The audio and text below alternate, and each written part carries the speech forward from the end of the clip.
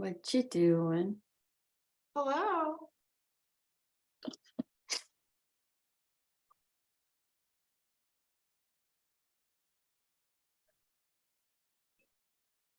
Train, lead.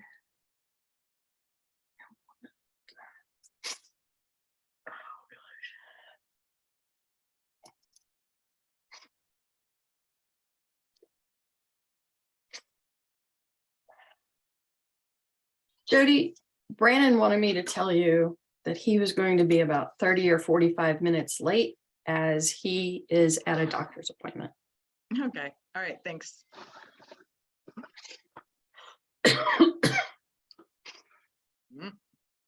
Great. Great. There we go. Love those earrings. Those are so cool. Thanks. I hardly wear them. I almost forgot about them. I gotta get the TV on.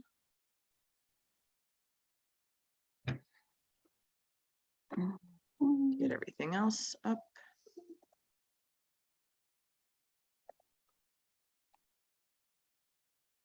How's everything going? Going well. I know this is going to sound so corny to most people, but I had a person come through and open a house a couple of weekends ago. He's one of those don't talk to me guys. Yeah. So I set him up on the MLS and I sent him a nice little email and told him what I did. And I got a response. And all it said was, "I'll take a look. Thanks." I'm excited. I'm sorry. Totally. Why would, right? I would be. I mean, for that gentleman to put, 5 or 6 words into a sentence. Right? You're like, thanks, buddy. I'll take it. I'll take it. I'll take anything I can get.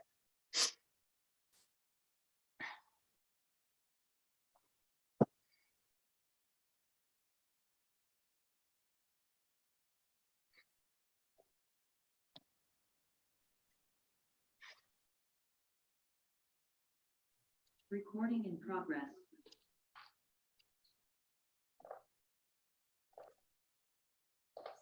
Okay, can you hear me? Yes. Great. Thank Okay, you. look at this. So I'm anticipating a couple girls showing up today. Becky and Sandy Yes. and Sandra. Maybe Sandra, we'll see. Okay.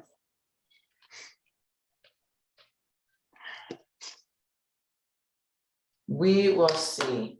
Yeah. Okay. All right. Well, I got my drink. Actually, I think I've got everything. Oh, no, there's mine. All right, 9 o'clock. It's you and me. Come on, people. Oh, wow. It is 9 o'clock. What the heck? I know. Come on. Show up on time. And I'm so excited about this one. This is like getting into the good stuff. Well, it is getting into the good stuff, especially since I wish I had buyers. So it would be really fabulous to be getting that going. Yeah.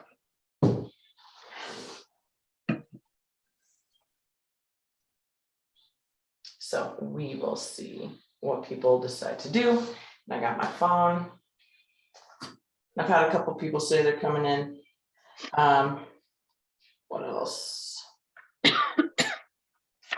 Oh yeah, Sandra will be a little bit late. And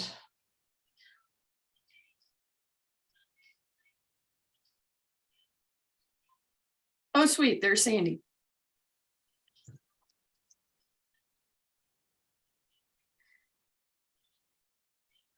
okay, let me get this off.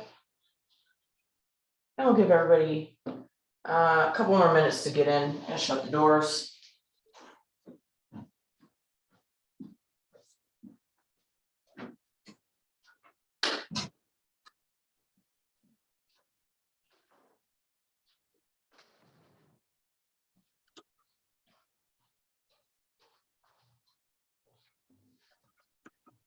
Okay, well, is there anything that you wanted to discuss or talk about that has come up for you? Anything important, anything at all?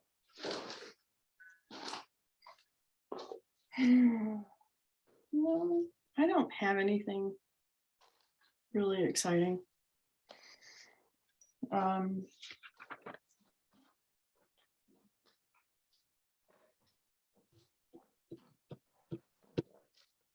Have a pen? Okay. All right, and so why else are you excited for today to talk about Win the Buyer? We've talked a lot about lead gen and building your database and the methods and all that. This to me is like the stuff, right? This is the stuff we work to do, right? Winning the buyer and winning the seller. Yep. Talked yesterday about how to qualify those. But when you finally, when that magic day arrives, and it's going to, this has got to be why you get into real estate, is to see these reactions and to help and to do that implementation and to close that deal. So to me, this is like step one, right? Yep. In that whole long line of closing. Hey, Diana. Yes. Hi. Oh, Becky. Hi there. Good morning, ladies. Can y'all hear me? Okay, hi. My Okay. computer is freaking out, so I'm on my phone, unfortunately. Okay. All right. Well, good morning. Let's get started. I always like to start at 9 o'clock, right? I time block this into my calendar because I have to be here on time, right? That would be best practice for me as I'm running Ignite. And so I'd really like to go over a couple of things, but I think I'm going to wait until we get more people on who show up here a little bit later because I think it's applicable to everyone. And before we start, does anybody have any questions or anything that they want to go over? Anything that's come up for them in the last day or the last couple of days that they'd really like to, discuss?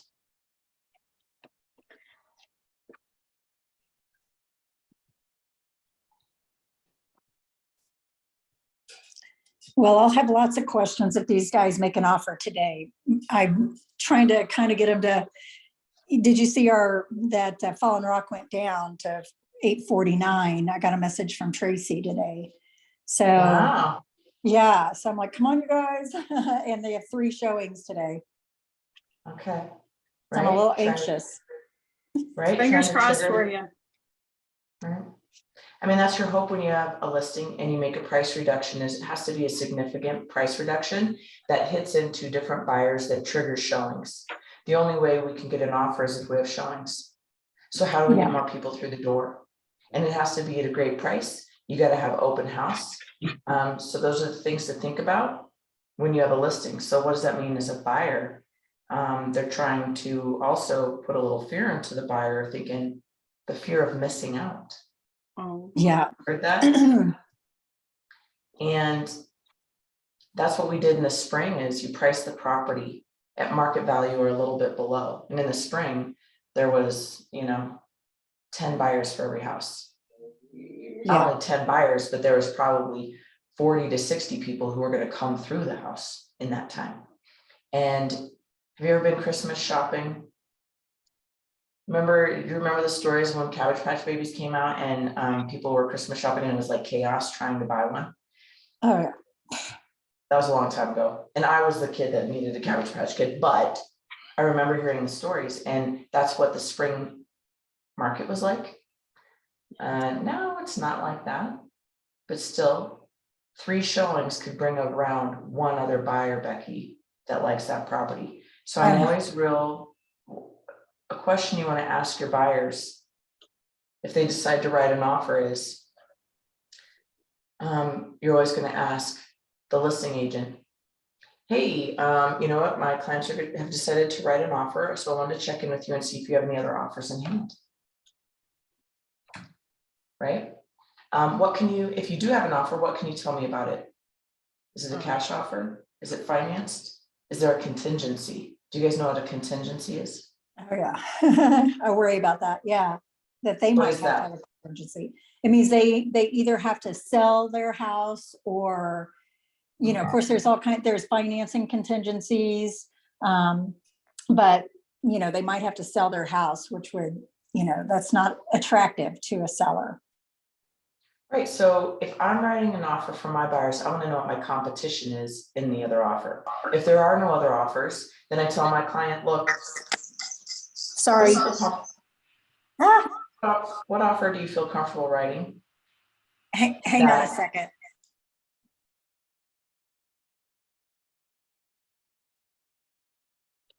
Sorry about that. I was trying to get from my phone onto this. Yeah, so, you know, you ask your client, this is one of the biggest questions to ask a buyer, and we'll probably get into it, is at what price point and what terms do you want to offer that if the seller decides not to accept your offer, you're okay walking away? Yeah. And in the spring market, we were asking them, at what price point do you feel like going over that if you don't win this offer, you're going to be okay the next day knowing that you didn't win? And so then they'll tell me and I'll say, so if you find out that the next best offer was $1,000 or $5,000 over, are you gonna be okay with that? Yeah. And so I'm asking them questions just to validate what they've said, what they want to do. I want to be on the same page with them. I want them to understand. They're like, well, I would have gone up, you know, $5,000. Well, when I asked you what you wanted to write your offer for, you said, you know, $875. So, I mean, there's these conversations you want to have with people, and I'm sure we're going to get into that today. Okay. Good. Then let's jump into this. Whoops.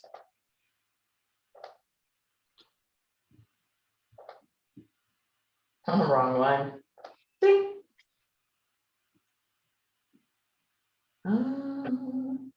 I can't even remember what are we doing? My KW. Oh, for goodness sakes. Here we go. I'm really on like the ball today. Okay. So today we're going to talk about, well, that doesn't work. You all see everything I have, yes? Yeah. That's fine.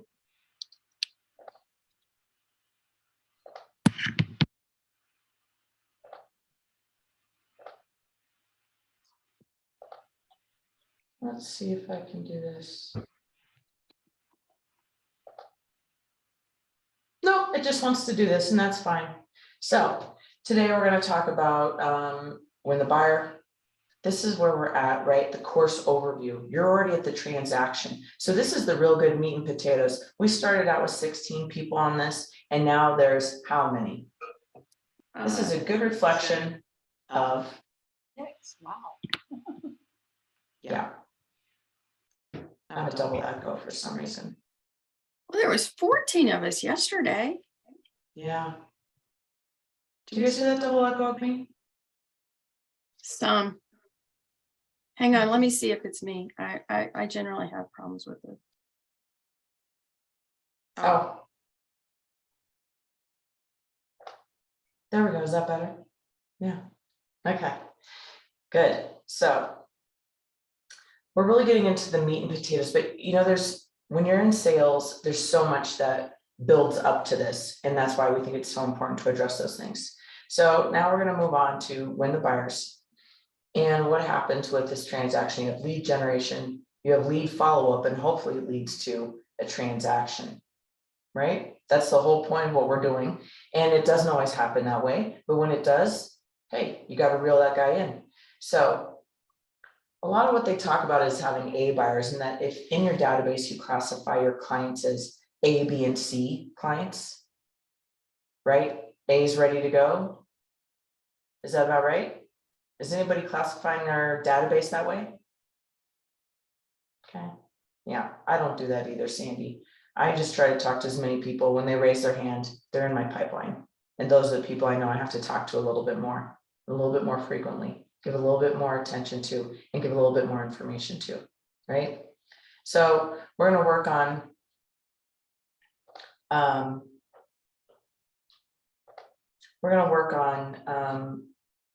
talking about A buyers, getting the appointment to work with the buyer, preparing for a buyer consultation, conducting the buyer consultation,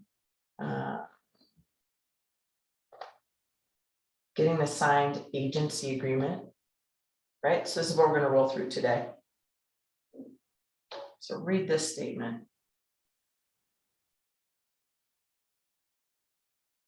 I tell my daughter, she's 17, I tell her all the time, you got to ask for what you want. Nobody's just going to give it to you, and nobody knows what you want. You have got to ask for what you want in life. And it's the same in our business. You've got to ask for an appointment. You've got to ask if people are wanting to purchase a property. You got to ask if they feel good about that offer, right? You've got to ask. That's your job. If you went to a car dealership and no guy or woman came up to you and asked you if you wanted to look inside a car, would you stay at that dealership? No, you'd leave. That'd be like going to try on clothes at like Ann Taylor, and you have all these clothes in your arm, and no girl comes up and asks if you want to try them on. They And just ignore you. And how many times does that happen to you? I don't know. I don't go to Ann Taylor that much. But I think anywhere you go, right? Like they usually ask you, do you want to try them on? They don't just stand behind the counter. Some places they do. But if you're thinking about how you want to run your business, in your business, you want to offer great customer service. And with great customer service, you ask people, can I help you with that? Is there anything else I can do for you? Would you like more information about it? Okay. All right, so let's talk about A buyers. What's an A buyer? And let me read this because I am curious as to what they think an A buyer really is. And so what do you do to get an A buyer? You lead generate and you follow up. An A qualified buyer. Ooh, what is a qualified buyer? You ladies tell me. Somebody who's got the ability and desire. Let's see, able, willing, and ready. Yeah. Yep. And so if they're ready, willing, and able, what does that also mean? A buyer. What do you have to know about a buyer? I think the big thing is, are they able? How are they able? Financing. Yes. So you have to ask, will this be a cash purchase or will you be financing? Do you have a property to sell to make this purchase happen? You have to start asking these questions because you understand how it all comes together. Literally, you're going to be shocked that people have not talked to their lender or a lender. And they want to go shopping with you, this Saturday and Sunday. Right? So you guys have seen this diagram. Do you have any questions about any of this?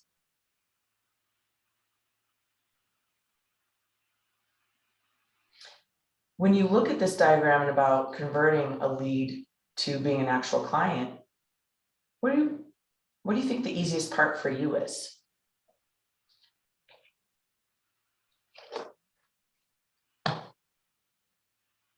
Well, just based on this past experience, it was easy for me to say, when are you wanting to buy?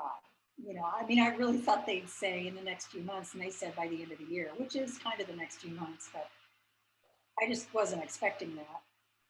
So that was like, oh, okay. Okay.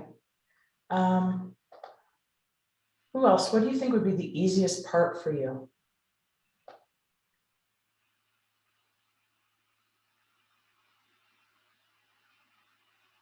I think converting someone from a lead to a contact. Once I get the lead, I'm pretty good at staying in touch with the ones I've got, or the few that I have. And Okay. then staying in touch with my little tiny sphere. So that is, I think is probably the easiest. Mhm. The jump from a contact into offerings, I think would be the most difficult. So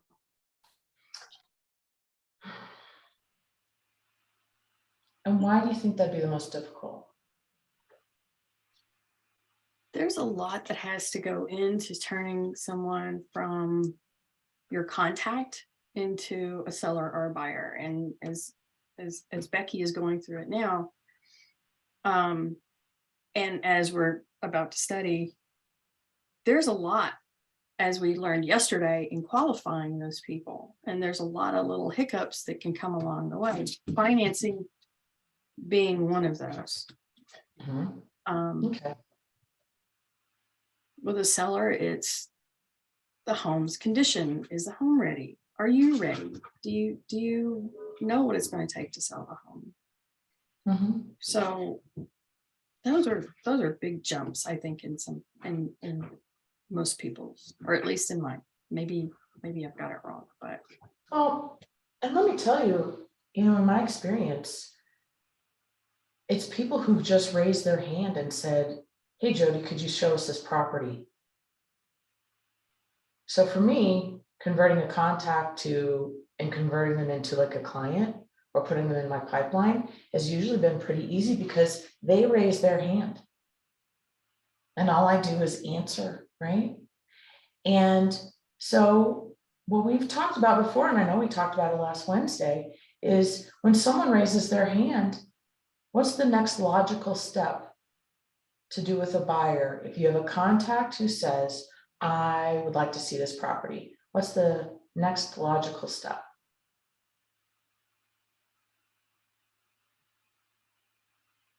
I always say show them the property. But Yeah. we were talking yesterday about qualifying Mhm. yesterday. So let's take the scenario.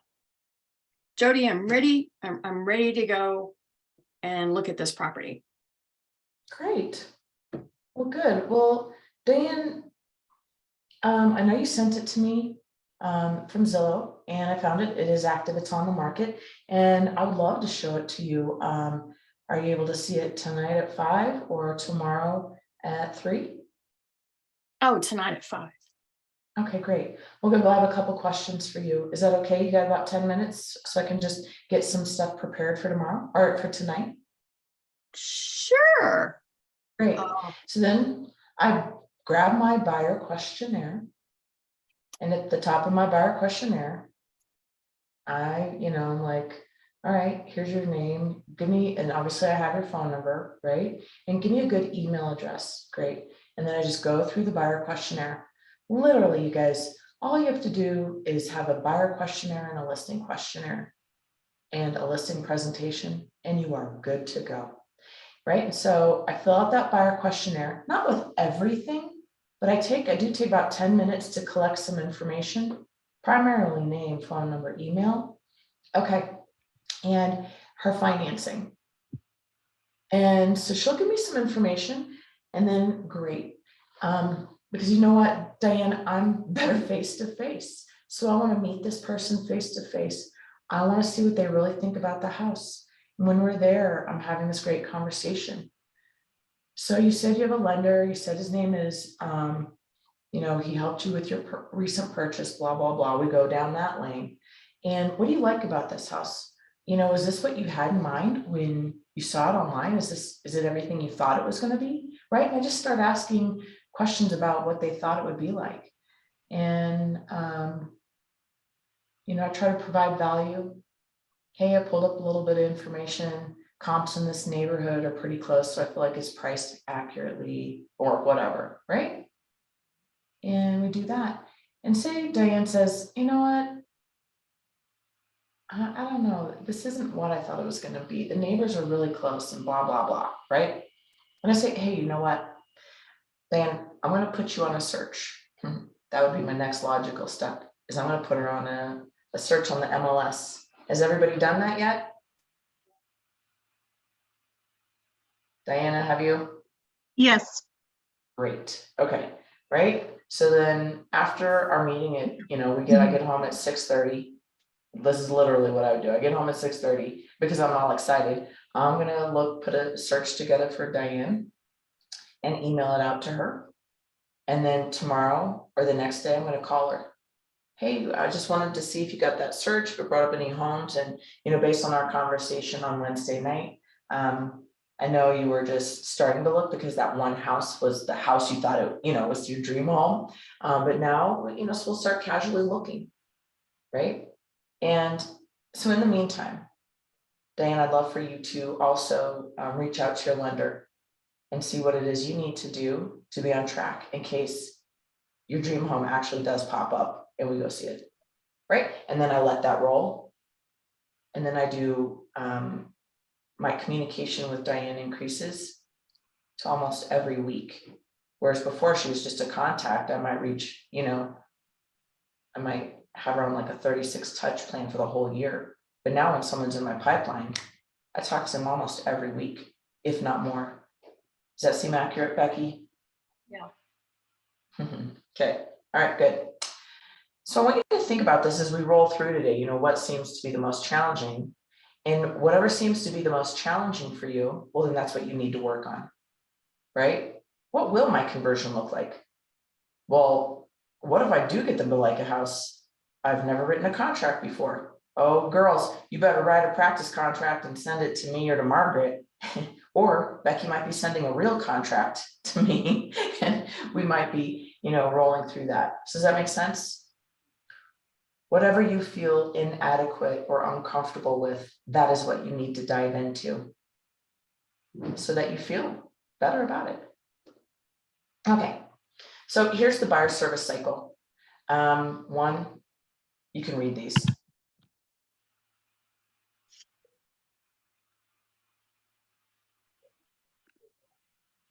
That's pretty much it.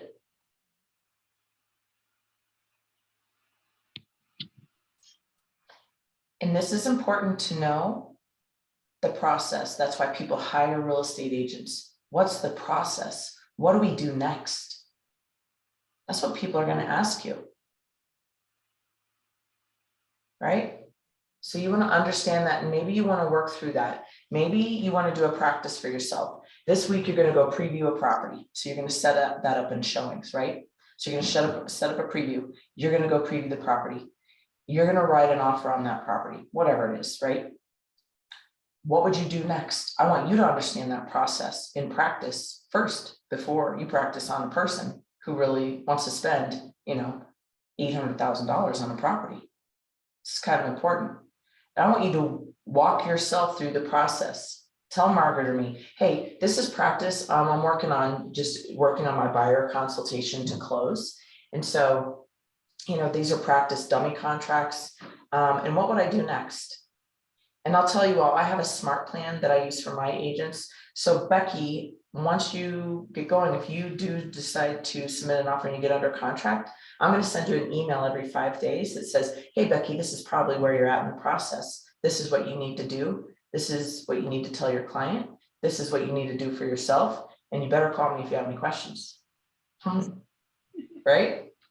But I need to know so I can send you that smart plan, right? So if you guys think you're going on a listing appointment, Sandy, you're just gonna text me and say, I'm doing this tomorrow, what do I do next, right? So you're asking me what the process is because your clients are going to be asking you what the process is. So today our big focus is on buyers, and we're going to work through that. We're going to work through it in less than 2 hours. We're going to take a break, and then we're going to do some script practice. We're going to make phone calls today. And we're going to wrap up. And when we wrap up at 1 o'clock, you're going to eat or whatever if you haven't already eaten during our little break, right, during our class. Maybe you want to put together a buyer packet. Maybe you want to schedule that showing for tomorrow to go do a preview on a property you're going to roll through a real buyer practice with, right? So from 1 to 3 is when you implement everything that we learned today. Everything that we did today. So when you're time blocking, you could be time blocking 9 to 3, which is a full day's work. And you have a job, so 9 to 3 is pretty normal. The only reason that gets disturbed is you actually have an appointment or you're gonna show people property. That's the best way to learn. I would love for you to make calls from 11 to 1 and get yourself an appointment. And you're like, Jody, I'm really doing this. Great. I can't even tell you how freaking happy I would be. And you'd be happy too, maybe a little nervous. It's okay. Either way, you're gonna be nervous about it. Okay, so any ahas so far about the 7-step buyer service cycle? I mean, I love seeing it laid out like that. That's so good. Mhm. It is lacking some detail. So, I'm so glad you're going to be there for us. Yes, we are missing some details, but this is the gist of it. And I'm gonna tell you what happens a lot with buyers. You're gonna get a lead to an appointment. You're gonna prepare for a buyer consultation. You're gonna do the buyer consultation and nothing's gonna happen after that. And then that buyer's gonna maybe disappear, just stay on your, auto email for, I don't know, 2 years. Then you're gonna get another lead. And then you're gonna do the appointment, you're gonna go 1, 2, 3. You might go to 4. You might get to 5. But then you don't get your offer accepted. You have a greater chance of closing a listing than you do a buyer. I want you to understand that more than anything. However, in this market, I would really love to have some buyers that were A buyers. Do you know what I'm saying? So depending on the market, I really try to, I'm thinking about who am I looking for when I'm making phone calls.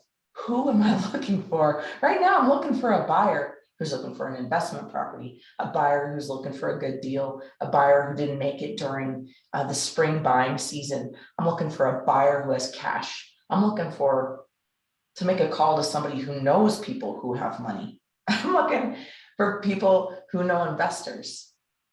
So I might be calling a handyman, I might be calling a contractor, I might be calling an electrician who's done some work for somebody who knows investors.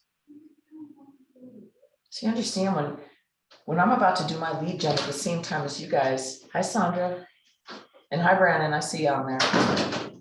I'm being purposeful and like, who do I want to talk to? I just, and I know Margaret was saying that you guys like might call through your DTD2s. And like yesterday you called everybody that started with an S and everybody that started with a P, or I don't know, right? But for me, I'm like, who's the most important person I should be talking to right now? Who do I have a better chance of having an appointment with? Does that make sense? So when we're talking about this stuff today, I hope some people are coming to mind as to who you should call. All right, that's too much for me talking.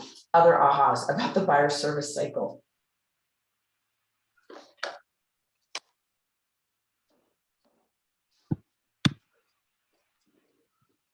I Okay. think it's pretty logical, but it's much like Becky, it's really good to see it laid out because now there's a visual path, if that makes any sense at all. So Yes. How many of you are visual people, visual learners? Right? Great. And so maybe, yeah. Great. So Becky, I probably should just email you my smart plan regardless. Okay. All right. Any other ahas or anything? Well, it encourages me to go ahead and prepare a buyer presentation or consultation, presentation, whatever, for this other couple that came in that I connected with at the open house. They live in Florida and they want a second house here because they just had a new grandbaby. So I need to go ahead and do that. I know I'm looking at properties for them, so why not just go ahead and do the buyer consultation? Okay. exactly. You know, a lot of times I'm just throwing blind lines out there. I'm trying to get people to engage in a conversation with me. So I just did this the other day. I was just looking through like new listings and I came across this house and it looked just like a house I helped a buyer purchase 2 or 3 years ago. So I sent it to her from the KW app. And I said, oh my gosh, Sarah, this looks like it's the exact same flipper that flipped your house when you purchased it. Black and white, the kitchen's very similar. The inside is very similar, it's a ranch. And I said, oh my gosh, so how are you guys doing? Right, so, and that was my throw out there to just have a conversation with her since I haven't talked to her in a while. And I wanted to reach out. So if you're looking at properties like you should be every single day, right? Every single day you guys are looking at properties. Raise your hand if you're looking at properties every single day. That's Yeah, you should. And let me ask, if you're not, why aren't you? Time. Time? Don't you drink coffee in the morning? Oh, looking online? Yeah. Oh, I was like, yes, every day. Okay, so let me ask that in a different way. Is everybody, and maybe not like Saturday or Sunday, or maybe like your day Oh, no. off, right? Like I have a day where I don't do that. Would you say the majority of the week are you looking at properties online? Raise your hand. Okay, what I'd like for you to do, Sandy and Brandon, your face is very formal, so I can't tell if you're raising your hand or not. And Chris, what I'd really like for you to do is, I want to make sure that you all have, let me get out of this guy. A customized search set up on RE Colorado. Does everybody have a customized search? We're gonna walk through this. If you guys can have split screen, you should be doing this at the same time as me, right? So I've got your pictures here on my Zoom call, tiny, tiny little squares. And this is how I'm gonna open up my screen. I'm gonna go to my RE Colorado, right? And see this market watch? You guys have this too. This should be right in the middle. You should have this front and center and recent portal visitors front and center. This guy I haven't talked to in about 4 or 5 years. I just leave him on there. I should call him. That was one of my bad experiences as a buyer's agent. But this kind of shows you who's been engaged in looking at their search, right? Or looking online at the properties through the portal you sent them. But what the real thing I want you to do is customize your market watch.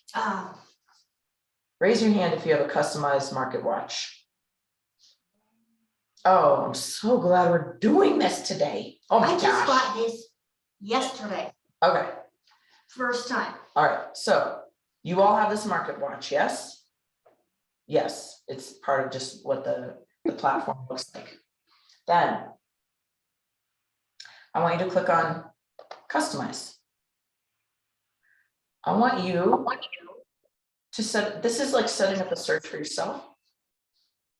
And you're gonna put all the cities that you want to work. Now, for everybody in the city, you know, you can't put Lakewood and Golden and Arvada and Wheat Ridge. You'll have, you know, a ton of listings. It'll be a lot to go through. So I want you to be very particular. I can put all these cities because they're tiny. They're very tiny. And you know, last year we barely had any listings, so the data wasn't too overwhelming. This is where I really want to work. My focus is on the 285 corridor, a little bit into Evergreen, like South Evergreen for me, right? That makes sense. And so what you're doing is you're customizing to where do you really want to work? I would really love to work in these cities. That way I don't have to drive far from my house, right? This is where I want to consider myself an expert in these areas and understanding value, understanding neighborhoods. So I'm going to set this customized search. It's a search for myself. It's these counties. I really want to look at, I don't want to look at condos in Littleton because I don't care. And we don't have that many condos in the mountains. So I want to look at something that's over 0.1. I want to look at any price point and I'm gonna look at all these, right?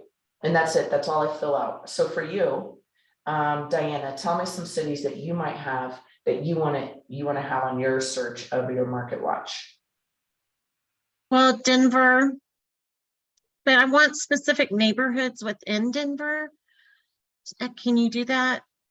I'll tell you why you shouldn't do it. Okay.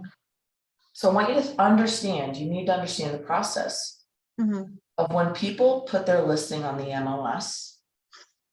It's not just people, it's agents. Agents put their listing on the MLS. And if I don't know, or I don't remember to include that neighborhood, if you're only looking for specific subdivisions, Mhm. an agent that's a dingleberry or didn't know or forgot Or named it wrong. or named it wrong, put it in there, you're never gonna see it. Gotcha. And when we set up searches for our clients, we need to keep them pretty broad. Because buyers are liars. Have you heard that? And I can only say that too because I was a liar too. I was like, this is my price point and this is what I want. And then I was like, oh my gosh, I love this house. And she's like, it's not in your price point. I was like, I don't care. I love it. I want it. And I made it happen. So I was a liar to my own agent. Was anybody else a liar to their agent? Okay, maybe you weren't. But buyers, they know when they see it. And if you should also know that your buyer is probably looking at the search you set up for them, but I bet they're looking on realtor.com, they're looking on Zillow, they're doing their own other side search, maybe on Redfin. And if you miss a listing, because you didn't send it to them, you better hope they still love you and they still say, hey, I found this listing on Redfin, I want to go see this property.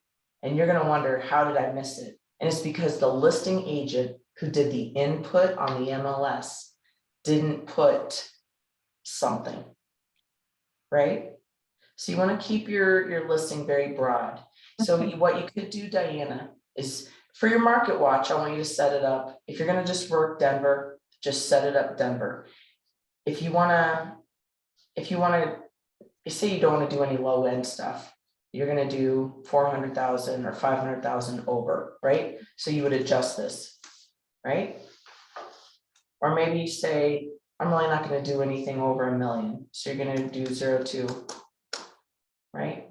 Does that make sense? You're not gonna do anything over $1 million, so that's 0 to 1 mil there. Yeah, 0 to 1 Okay. mil. So you set it up that way. Then I save it. And this is what I want you to do every day, you guys. Every day you open up the MLS that you work, right? Well, question, you didn't narrow it any, that's not very narrow, so you're gonna get, Well, look, how many things? but look do at you that. get? That's only 8 new listings for me. In all those cities, there's only 8 new listings in the Wow. last 3 days. And so I want you to do Oh. this too, because I told you, so there'll be a day where I don't look at the MLS. And so I need to see what posted yesterday. You could do in the last 24 hours or today, but then that means I'm gonna miss it because I didn't look at it yesterday. Man, that you're- is so few listings. It is. So I wanna tell you, this pending bar, well, this looks pretty similar actually, except for this price decrease. Last spring, this was all pretty similar, except the price decrease was like 1. And that was probably a new build, maybe. Or one property that was overpriced. I lie. There might have been a price increase on a new build, because new builds were checking the market and increasing their price every time, almost every month. A price decrease would have come from a really overpriced listing. So this is interesting. So I look at this every day. I look at this graph. You all just said you're pretty visual, right? So when I get up in the morning or when I start my day, I look to see if there's any of these fit a buyer I have. So I'm always keeping my pipeline in mind. Does that make sense? But I'm looking and I'm like, oh, okay. And I'll be like curious about this one in Morrison. So I might look at it. Oh, it's a new build. So, okay, I don't need to look at it anymore. No, not even a picture. Please don't be an agent that puts a listing on without a picture. I might look at this, looks like a flip. Maybe, maybe not. There's really old furniture, so maybe not a flip. Maybe they just painted. had it staged a little bit. Looks pretty clean and fresh, so I'm just curious, right? So I just roll through so I'm familiar with this. Then I'm gonna click on that down arrow, gonna go to the coming soon, and I'm gonna cruise through these. I'm gonna give you 5 minutes. I want you all to set up your own MarketWatch search right now. If you already have one set up, feel free to go get a beverage, use the restroom. If you have 5 minutes, I really want you to set this up right now and customize it for the area you want to work. I have a quick question. Yep. I don't recall right now.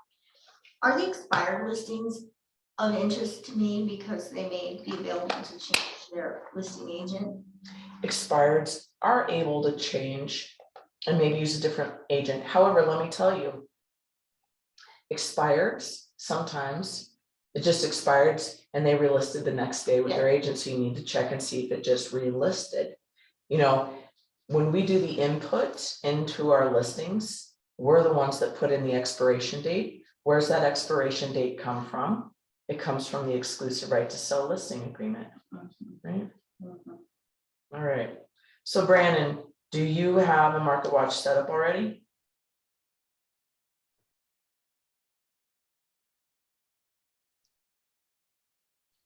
Sorry, hold on. I'm on a call for a second. Okay. What about you, Chris? Chris, do you have a MarketWatch set up already?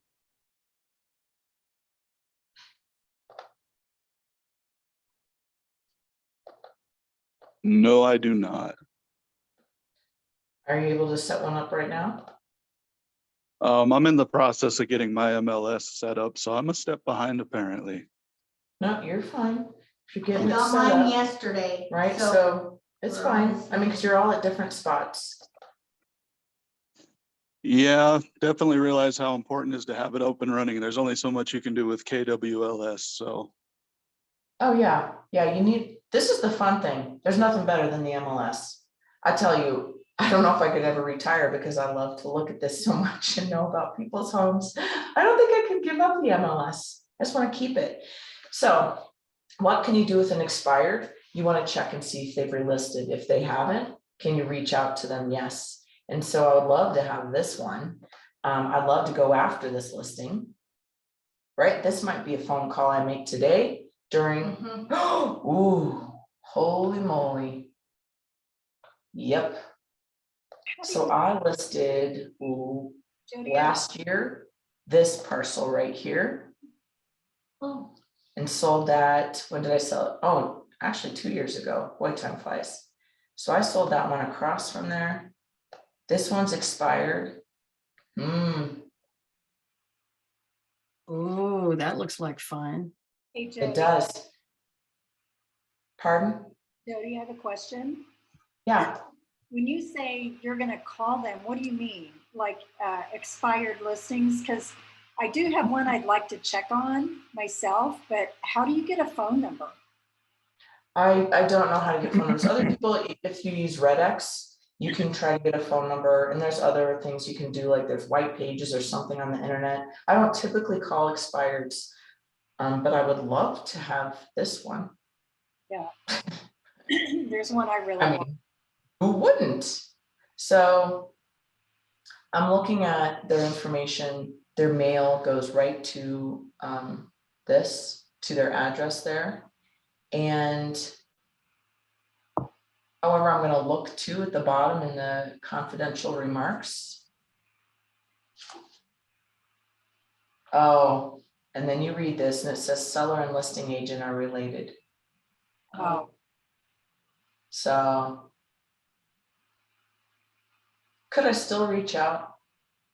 Maybe there was some bad blood in the family. Could I be of help to these people? Yeah. Oh, I know I could. And where's Ivan Turner work? I don't know. So hopefully while we're all doing this conversation, you're setting up your MarketWatch. So I'm going to use my HomeSnap app. And on HomeSnap, you can look up other agents. So I'm going to look up Ivan Turner. I wonder where he's from. And maybe he's not listed. Maybe the person's not related to Ivan. Maybe they're related to Daphne Hamilton. I don't know. So I might look them up.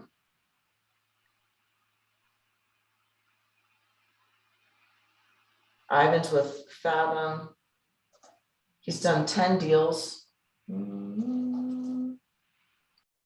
Oh, what happened? Jody. Oh. He's done 10 deals in the last 2 years. And his average price is well under 1.2 million. So that's interesting. Then if I look up Daphne Hamilton, And this is all in that Home Snap app, right? yeah. So people, you know, like Tracy Muller might look you up, Becky. But you know what, Becky? You might look up Tracy Muller. Yeah. I So think Daphne Hamilton's done 34 deals in the last 2 years. All her average list price is 488,000.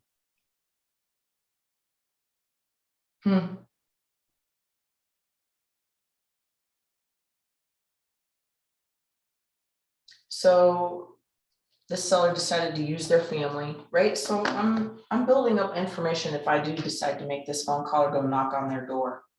You really don't knock on doors in the mountains, I'll tell you though, it's kind of weird. All right, so. Oh, hi Taylor, see you jumped on.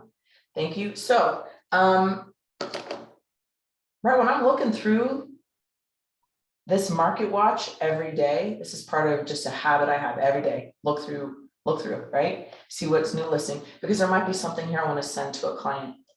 There might be something that just makes a phone call easy. Oh my gosh, look, your neighbor's house is on the market. Oh, did you know your neighbor's house sold for the yada, yada, yada, right? If you're calling your best friend or, you know, somebody you used to work with, I don't know.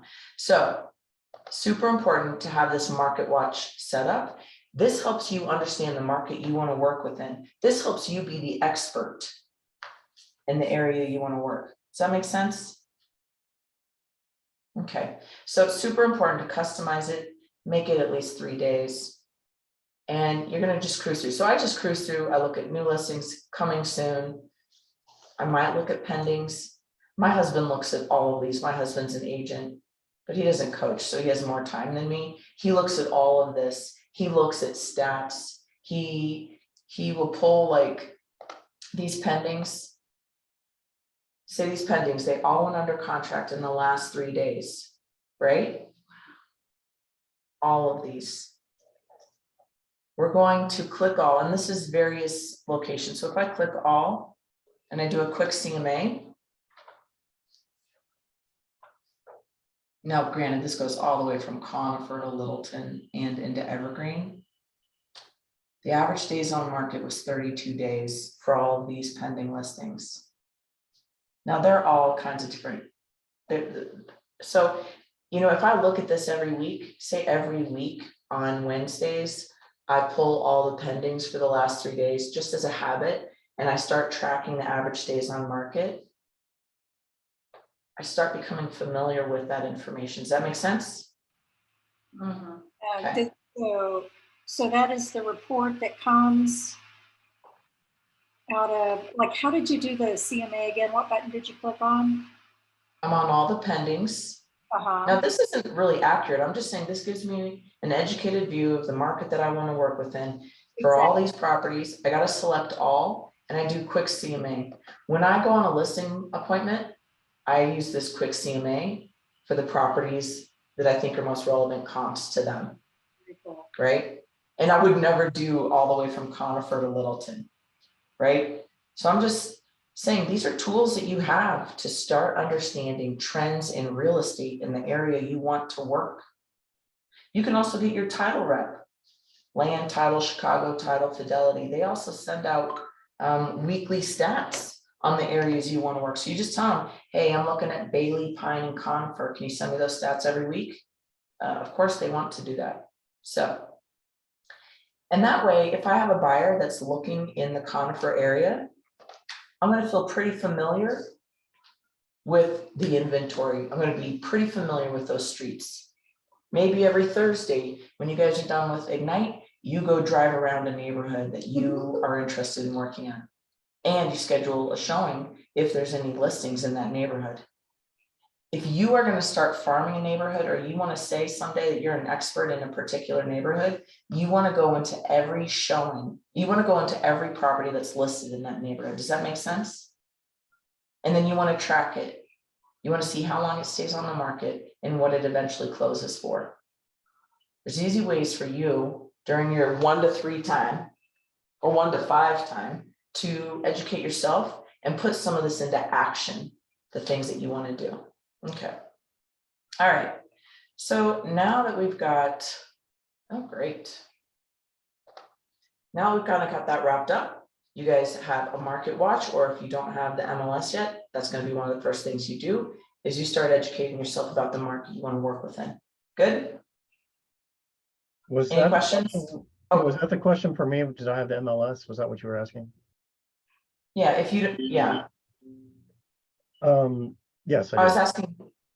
asking if you had a market watch set up for Oh. yourself that's customized. And that's what I'd like for you to do, right? So I'd love for you to set that up. If you're like, I'm gonna work in Arvada, Wheat Ridge, and somewhere else. Now, the other thing for Diana, what I wanted to show you, let's escape out of this, is if I wanted to know about a particular neighborhood, I would set up, if you really want to work in Denver, I would just put Denver as the city, right? In my customized watch. But then I would set up a search for myself. What's the, for particular subdivisions in Denver, right? Tell me one. Cherry Creek. Well, look. Right? I want to Right. show you how challenging that is. Oh. You have to know specifically which one it is or which Right. ones they are. So were these And- like legal subdivisions, like recorded subdivisions? Yes. Okay, so that's why, I mean, yeah, so that's, it's not obvious necessarily what something's gonna be named. No, but for the subdivision, and it's right. And you could have an agent like me that comes down and I have this listing and say I'm lazy and I don't even look on, you know, the county records to see what the freaking subdivision is. Or I call it, what if I did this, Cherry Creek East, and I misspelled Cherry. It's not gonna capture it, right? If that's how my search is set up. Yeah, and especially, I mean, I know most people, most of our agents aren't necessarily selling in Denver, but for people, but the old subdivisions in Denver, it's not at all obvious that it is a subdivision, but everything is, right? So, I mean, they'll have like odd names, like Holcomb's Edition 3 North or something that you wouldn't even know unless you looked in the county records. I just Might made, be, I did, oh, okay. that's not a real So thing. like, we have one called Highwan. And is someone putting it in as Highwan East and Fairways, Highwan Fourth Filing, Highwan Hills, Green on Highways, Highwan. And so if I have a client who's like, hey, Jody, I really want to live downtown Denver in these lofts in the glass house. And I'm like, well, what's that called and where is that at? You know, I got to do a little research. But then I'm going to set up this and I'm going to set up an auto search. And I'm going to go to save. A new auto email, right? And this is really particular to Diana. And I'm going to connect it to myself. So it's going to go to me first so that I can track Denver subdivisions. Or I might just put Denver Cherry Creek, right? And that's going to go to me every day, or I'm probably going to put it ASAP if I have a really hot buyer that I want to stay on top of, and I'm going to save it. And I'm gonna get that auto email with all those listings every day. And so when I go to my email, oh, this is all my other stuff, but I'm not sure how quickly it'll generate and shoot me that email. But then I'll receive an email as soon as there's a new listing in Cherry Creek in those subdivisions I chose. So Diana, that's what I would do. My market watch would be for general Denver area, but I Okay. would set up a search for myself for what you're specifically looking for. And I can set numerous searches. You will set up numerous searches. I want you to set up 1 million of them. These are the auto emails I have set up. Granted, I work primarily with listings. But for every buyer you have, you want to set as many, and look how many I have for myself. 1, 2, 3, 4, 5, 6, 7. I have 7 set up for myself to monitor various things. And so this is your pipeline for buyers. You want to set up as many buyers on auto searches as possible. This is the easiest way to have a conversation, because then if, I'll tell you, I can see my buyers who are looking in, here they are. They're recent portal visitors. So I should probably reach out to Heather and I'd be like, I had a listing of hers, 2 listings this year. She had investment properties. And I should just call her and say, what are you looking at? Mhm, mhm. And she'll tell me, because we're pretty good friends too. And I'll say, I saw that you were looking on your portal. What are you looking for? And she'll tell me whatever that is. Oh, there we go. Oh, very good. Thank you, Brandon. So true. Right? So I can see who's looking. And so for Justin, I should probably just call that guy. And Mike and Rhonda, I need to call them too, because they were actual real buyers that have a house to sell as well. And so I should check in with them. That was 6 days ago, right? So good habit is you should start checking in with these people. That's why you want to get into the MLS every morning that you work. Check what's going on in the market. And then who should you be calling today? Because maybe one of the people you call is right here. Isn't that make your life easy? I think our biggest question is, who should I be talking to today? Well, here's an answer, but you got to put them on a search first. So if we work our way backwards, maybe your goal in the month of October is to put 5 people on a home search on an auto email. The only way you can work with a buyer is you got to give them something that they care about. And that's probably a house that they might be interested in. Does that make sense? All right. Any other ahas from today?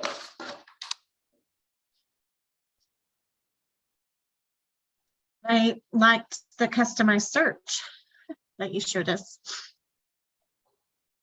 Mhm. Good.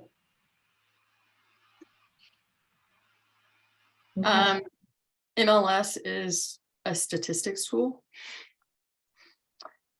Hadn't really thought of it in that context, but I need to spend a lot more time with it.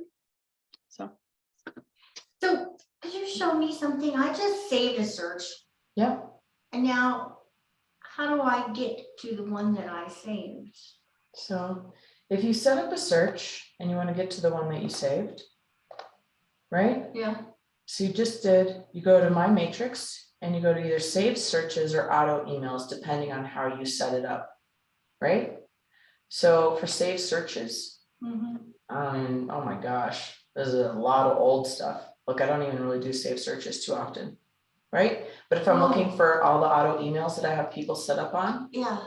I go to My Matrix and I go to Auto Emails, right? Should be in there. Here's an example of like a fake one I set up, obviously. If I need to adjust it, I go in, I click on it, and I can change the criteria. So say Susan B. Anthony says, you know what, Bailey really isn't for me. I really like Conifer and maybe Mountain Morrison, right? Because there's Morrison, like the city homes. And so I might want to do, she doesn't want to live in the city in Morrison, but she wants to have acreage, at least half an acre. Whoop, that takes us down to 3 matches, right? Bailey Homes for you, but now I'm going to change it because it's not Bailey Homes for her anymore. It's Conifer Morrison. And it says the email's already populated. I've updated the search for you. It goes over it. I send this to her every Monday, Tuesday, Thursday, Friday, Saturday. You can customize how you send it to people. You could send it to them once a month. You could send it to them as soon as possible and save it. And it's updated. Good.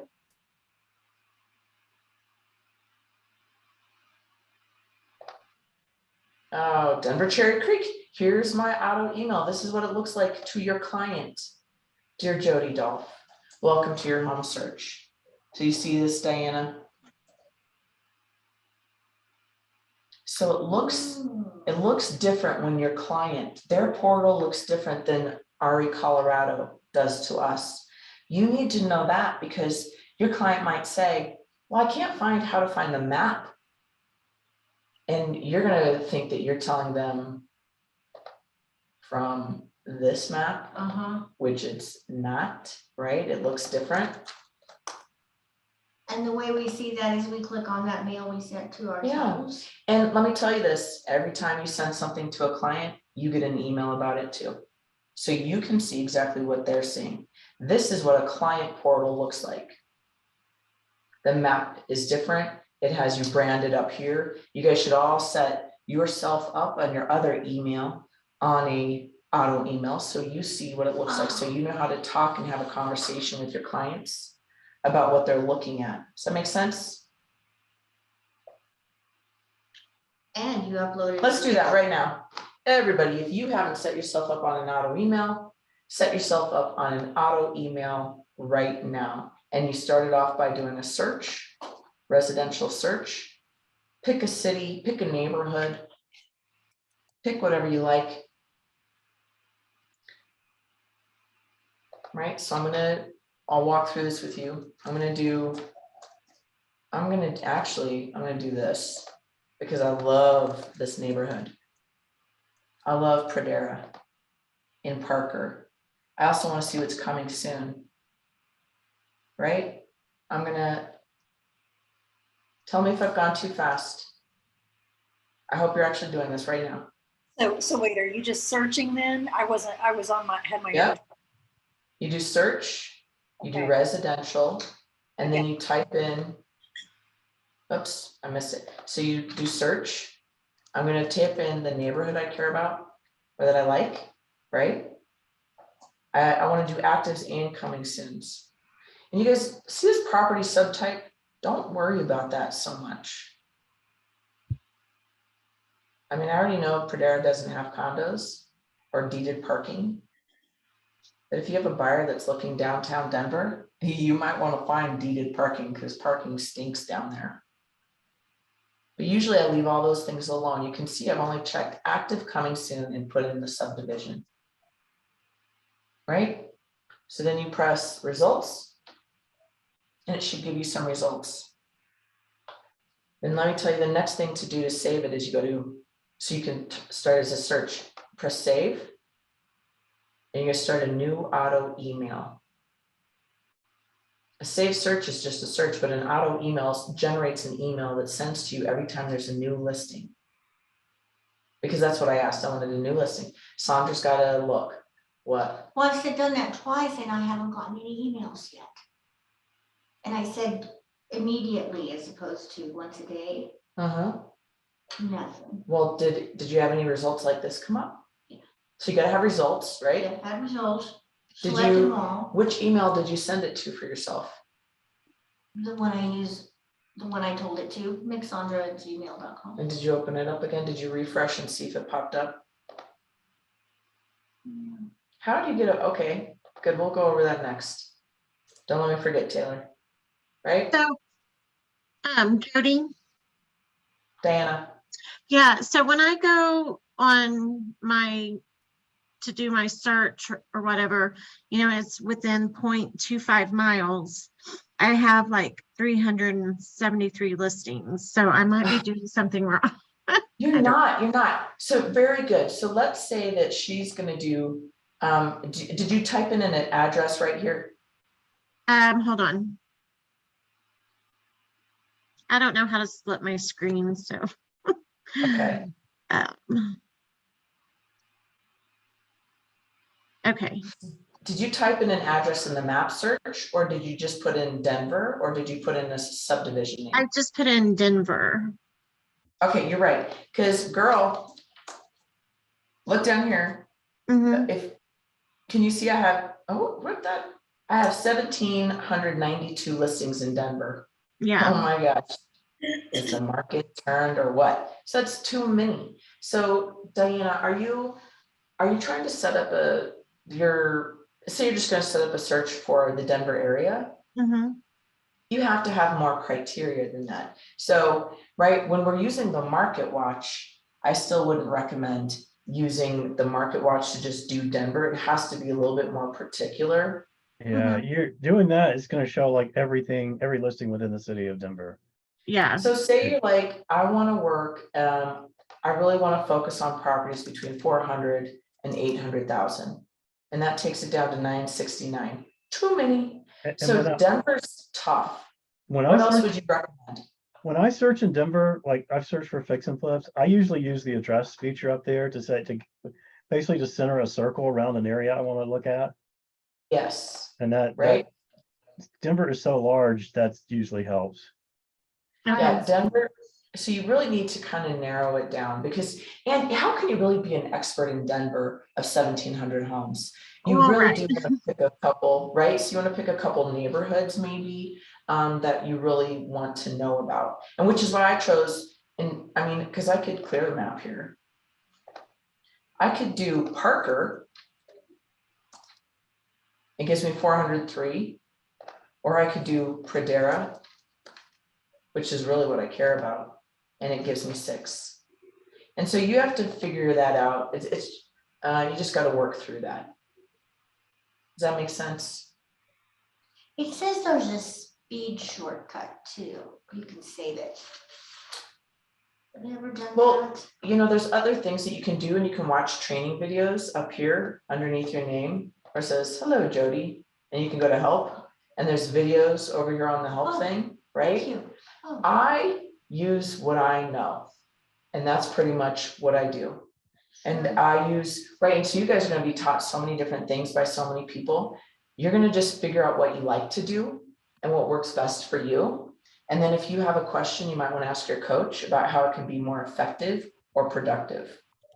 Thank you. Oh, good. Thank you, Diane, for walking Taylor through that, right? So I'm gonna put in Pradera. That's the neighborhood I wanna know about. I'm gonna go for results. I have to go to the save button. Notice I did not check any of these because I'm not, because I want to get every single new one that pops up new. And then I'm going to select new auto email. You might have to create your new contact if you're not in there yet. I'm going to cancel. I'm going to send it to Jody Dahl. Just going to title it Pradera. I'm going to get it immediately because that's the funnest. Now I do want to show you something else. Can I show you guys something else? Is it too much already? Let's say you have a very particular client, Diana, in Denver, who wants a 2-bedroom, 2-bath property, a loft, you know, blah, blah, blah. Or even in, say in Parker, you just have an idea of what they want to look at in Parker and you know their price point. People usually have a price point. They're not usually just all over the place. They do have a budget. So you want to narrow it down, but you want to preview every property before you send it to them. And here, for some reason, it's not possible because I am Jody Dolph. I can't set up an own enable thing. So let me do this actually this way. I'm going to choose my husband because he won't care. So I got Kelly on there. Let's say Kelly's my very particular client. He's like, don't send me any crap. I told you I don't like brick. Okay, I'm not going to send him any brick stuff. I'm going to enable concierge mode. And that's how I'm going to save it. So when properties come up on Pradera, because he said he wants to live in Pradera, but he doesn't want a brick house and he has some other things that I'm pretty aware of, I'm going to go to approvals. And what happens here is I have to approve the property before I email it to him. And so I look at all these properties, right? Which Diane, which was, we can't possibly do all of Denver. So that's why you got to have a little bit more specifics, but I'm going to filter through, ooh, who doesn't love that one? It's 2.1. Love that one too, especially. But I know he wants to back up to open space. So I'm going to see if this one backs up to open space. It does a little bit. So that might be one that works for him, right? I can look through all of these. And so say I looked at all of them and he doesn't like, he's not going to like any of them. I don't want to send him any. I'm going to reject those. Right here's the reject button. Where, can you wiggle your mouse? Oh, she can't see this. You guys can't see that on my screen.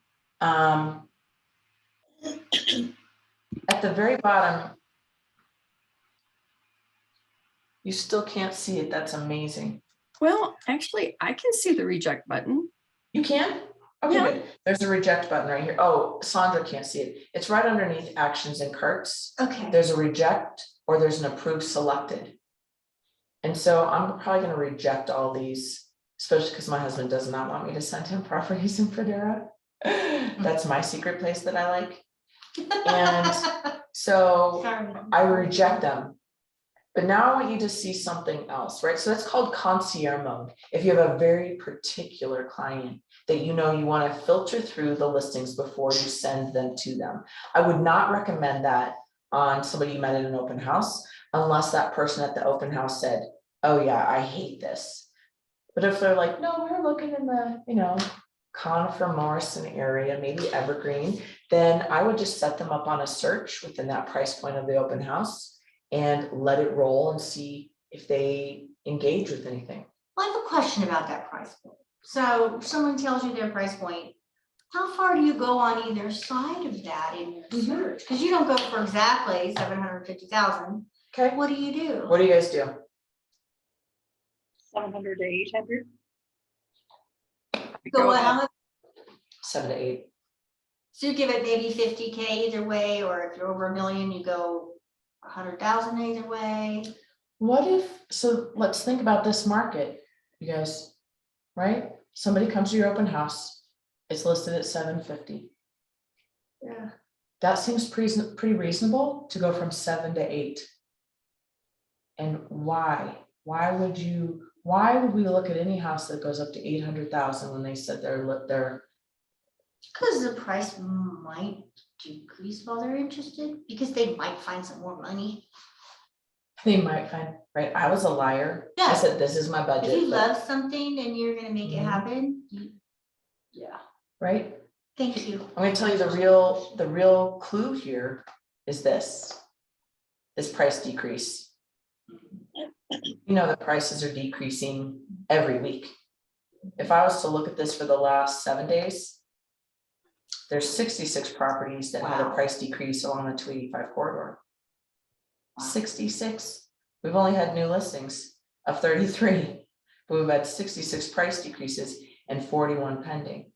Now, new listing means, New listing, honestly, it hasn't had time for price decrease. no, isn't it just back came on the market, it's right? brand Coming new. soon's not on yet. It's clean, okay. So let me ask you this. Last spring, some of you were not agents yet, but I'm sure you've heard by now. If I had a buyer whose budget was up to 750 last spring, do you think I would be showing them properties at $800,000? Oh, yeah. No, because people were bidding high. So if I wanted it for 750, I might have to bring 800, 850 to the table. I don't want to fall in love with an 850 house if I have to bring 900. I don't know, I'm guessing.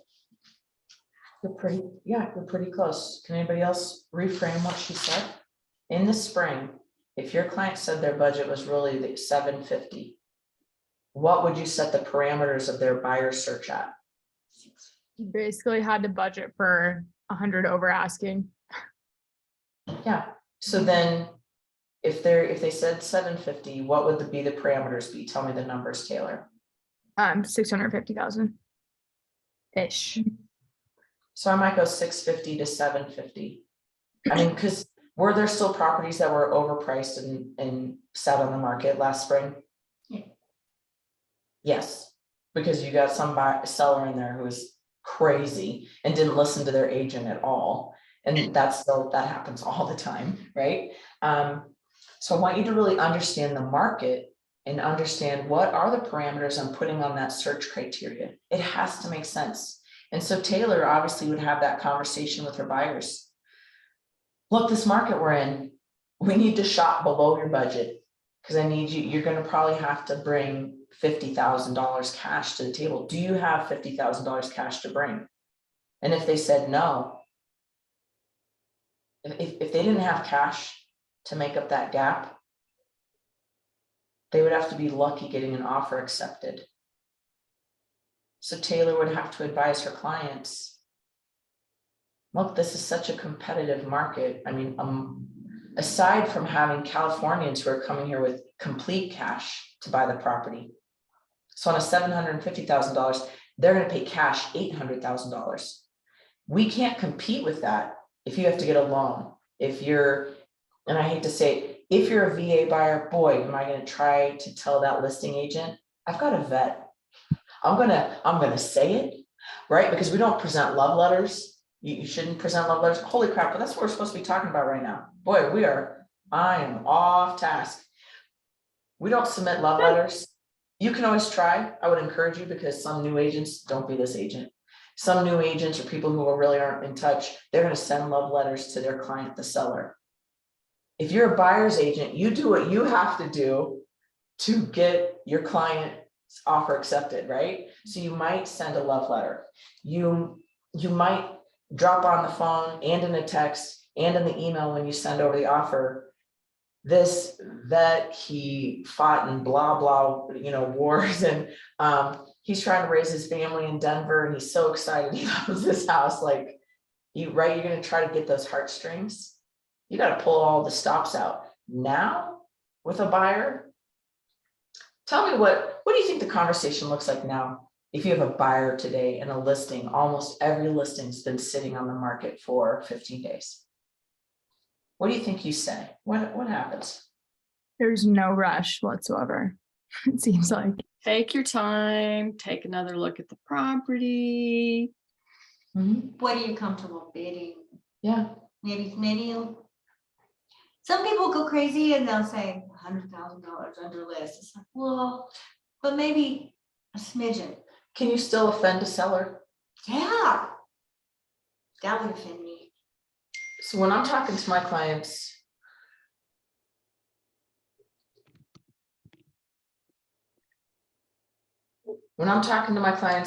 hold on.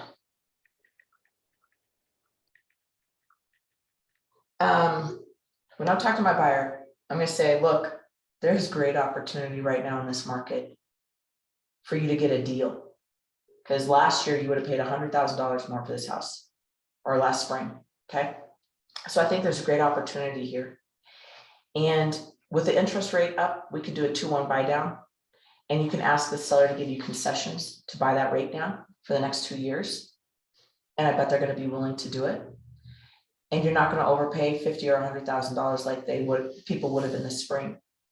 So I feel like there's great opportunity, and you could lose this house too, and you could offend the seller. So I like to have a win-win business where it's great for you and it's great and everybody goes to the closing table happy. So I kind of try to set the tone if I see my clients start to get like a little greedy. And last spring, my sellers were a little greedy, and I'd be like, look, we want this to go through well. If this seller terminates or this buyer terminates because you're being whatever, right, which I would never relay, because does the buyer and the seller ever talk? No. Who talks in negotiations? Agents. So you, no matter what your client ever says, you are the one that's trying to mirror and match with that agent, and you're trying to come to terms, right? So you be careful about what you say, right? And as new agents, like I just showed you, people can look you up and see, man, I don't even see Becky Sherman's name on HomeSnap, right? They might look you up and they might think they can take advantage of you, but you've got a coach behind you. First of all, you got me. Second of all, you got Margaret. There's no way that somebody's going to be able to sass talk you, for real. Like if you work through it. And so we've got your back. So we would love for you to call us and engage us about, hey, this is what's going on. So if they start texting you and you're not sure how to respond, you can ask us, right? And I did help my cousin. She started at the Highlands Ranch office, and she had a listing, and an experienced agent who's supposed to be like one of her mentors in Highlands Ranch. He wrote the offer and she sent me the offer. And she goes, will you look at this? And I was like, oh my gosh, this is a hot mess of an offer. We're gonna have to counter this. Like there are so many things that were wrong with it. And she didn't know, she was brand new. So I said, you're gonna counter this, this, this, and this. There's like 5 things. And I said, but when you call that buyer agent back, I want you to say, hey, thanks for a great offer. Really appreciate it. Thank you so much. And let you know, we're writing you a counter. And this is what we're gonna counter. And I'm gonna be submitting this to you later today. And then I said, shut it. And then don't say anything else. She said he was so embarrassed that he, an experienced agent, sent her this offer and that she caught all this stuff. And he told her, I'm embarrassed that I sent this to you. And so you've got people to help you so nobody else tries to take advantage of you because you're new, right? So you have great opportunity here. So take your time, and Becky, you're doing a great job asking questions. And I want to ask you about that review. So I think I read that, say, I was lucky enough, I have a contract tonight. Then Jody would review it, Yeah. and then Kevin would review it too. well, in our office, and I'm not sure because you guys have Margaret. Margaret reviews your contracts, right? Oh, that's who Margaret is. Margaret's their coach, but she also reviews contracts. Then, Yeah. in then- our office, if you want help writing a contract, I should be helping you write your first contracts. You don't want Kevin to see that mess that you're gonna send him. But he does review. So my real question here is it introduces some delay. Now, it's not the It spring, does. so it doesn't matter. It does But last introduce some delay. spring, that was, However, I'll tell you this, I respond pretty quick to text. Oh, And email. I'm So if sure you you say, do. Jody, I just sent you a contract, I need you to review it, you then I did. will do But it. does it then also go to Kevin? And so for your first one, but Oh, if you know, just you've your sent me a first one. couple, I'll be like, hey, you can just send that to Kevin. Right? Oh. You've already done a couple, or I've already looked at it. You've already made the changes. Then I it told goes you to to make a him. change. Is he as fast as you? He will probably review your offers in about 30 minutes. How quick's Margaret? Anybody set anything to Margaret? Taylor? She did a pretty good job. Yeah, like I was going through with her, and then I had sent her a couple after and she reviews it within like 30 minutes kind of as well, as long as she's not, you plan accordingly and know that it's going to be sent to her. Yeah, Thank you. yeah. Good. We better jump back into whatever we're supposed to talk about, because I'm thinking of so many other things, and we could just go on forever. So I know, but we're getting a lot of good information that I don't think we should have gotten. I hope so. Mhm. I mean, this is real stuff, right? That this is really what I do and what you will do. Okay. So we're here. We did this. Going to the appointment. This is obvious, yes? Mhm.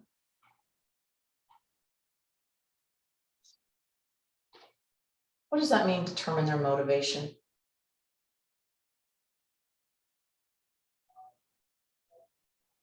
The reason they're looking for a home. I mean, it could be that the seller is selling, I mean, they're a buyer seller, right? They're selling their home, so they need to buy a new one, right?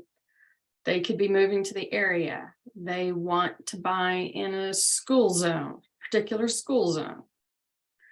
They may be in a hurry, or they may not be in a hurry. Yeah. Divorce, you Taylor- never want to walk in that house again, kind of thing. Yeah, Taylor, what do you think? You just raised a hand. Yes, I just had, it's kind of going off this, but I did jump on a little late, so ignore this if you've already answered it. But what kind of do you do as far as buyers when you're getting them to sign an agreement? Because I know everyone kind of has their own way of doing so, of Yep. when it's signed. So just curious about that. What I do is I meet everyone one time and show them one time for sure. I might go out a couple of times. Right, depending on how I feel my rapport has been with them. If I feel comfortable, in my first buyer consultation, which is usually showing people property, I will mention, oh, well, I already told you guys this, maybe I did, maybe I didn't.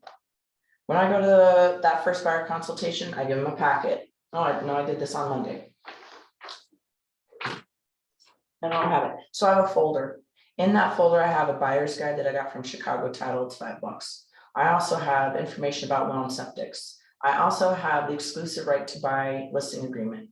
That's at my very first consultation, but it's printed out, but I put their names in it. I've typed it into CTM already and printed it out. I've printed out the buyer advisory and the brokerage disclosure to buyer. And if we're going to look at 1 or 2 properties, I put the MLS data sheet in that folder. So I meet them at the car, right? Or outside the house. Hey, so great to meet you. So great to see you again. It depends on how I know them, right? Here's some information about you need to know about these properties we're going to see today and about the buying process. So you can look at this later. Okay, there's also an agreement in there about us working together, me representing you as your buyer's agent. I put printed copies in there, but I do everything digitally. So I'll be sending that contract to you later at another time. Okay, great. Let's go look in the house. We go look in the house. I take notes because I print out an MLS sheet for them, but I also print out an MLS sheet for me. I keep a file folder because if I've been showing somebody 40 properties, I am not doing a good job of setting boundaries. I am not doing a good job of asking them, really, what are you looking for? If we're all over the place, or they're very particular, or they're not really motivated, right? If I've shown somebody 40 properties, what am I doing? That's a lot of time. So I like to keep track of all the properties I've shown. I also write the access code on the paper in case my phone dies, in case I'm in a place with no cell service and I can't access the code from Showing Time or Broker Bay. So I always have the date, time, and lockbox code written on a piece of paper. So I have my own folder and I give them a folder. If they want to go see properties again the next weekend, I will email them. Hey, remember I told you about the contracts for me to work with you as a buyer's agent? I'm going to email them to you. It really kind of goes over what I'm going to do for you and how I'm going to help you through this process, whether you end up making an offer next week or never. But this just ensures that I'm working with you. And because the market is so hot right now, if you do find a property you like, we're going to have to start working on the contract. So I'd like to get this taken care of. So then when we get to a contract and I'm working with your lender, we can work through that process a little bit quicker because time is of the essence.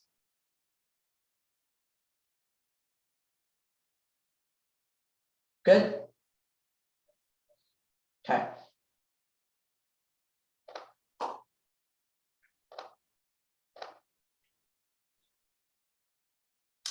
I really want you to think about number 3, determining their motivation. And it's you asking good questions, you listening to their story. What is their story? Well, the school district that has this particular school that helps my son with autism is in this county, and I need to live in that county. Or I have a job, I'm a teacher, and I need to live in the county. Or I'm a nurse, and I have to live in a particular county. Or I need to be closer to my mom, and I want to be within 30 minutes of my mom so I can drive and see her close, right? So you're listening to what is it they're telling you. And that's the most important thing, isn't it? When someone wants to buy, I can't rent anymore. I don't care what I freaking buy, but this is my budget. I just can't rent anymore. I need to find a replacement property by March 1st. That's when my lease is up, but it has to fit this budget. So then you understand what are the most important things for them. You are always looking for this. If you don't know their motivation, you're missing a big piece and you might waste your time, right? Number 4, always set an appointment. So always know your calendar. When are your next available openings? And you only have Ignite till 1. So you can have any kind of showing and appointment after that. Great. Okay. 7, close to appointment tactics.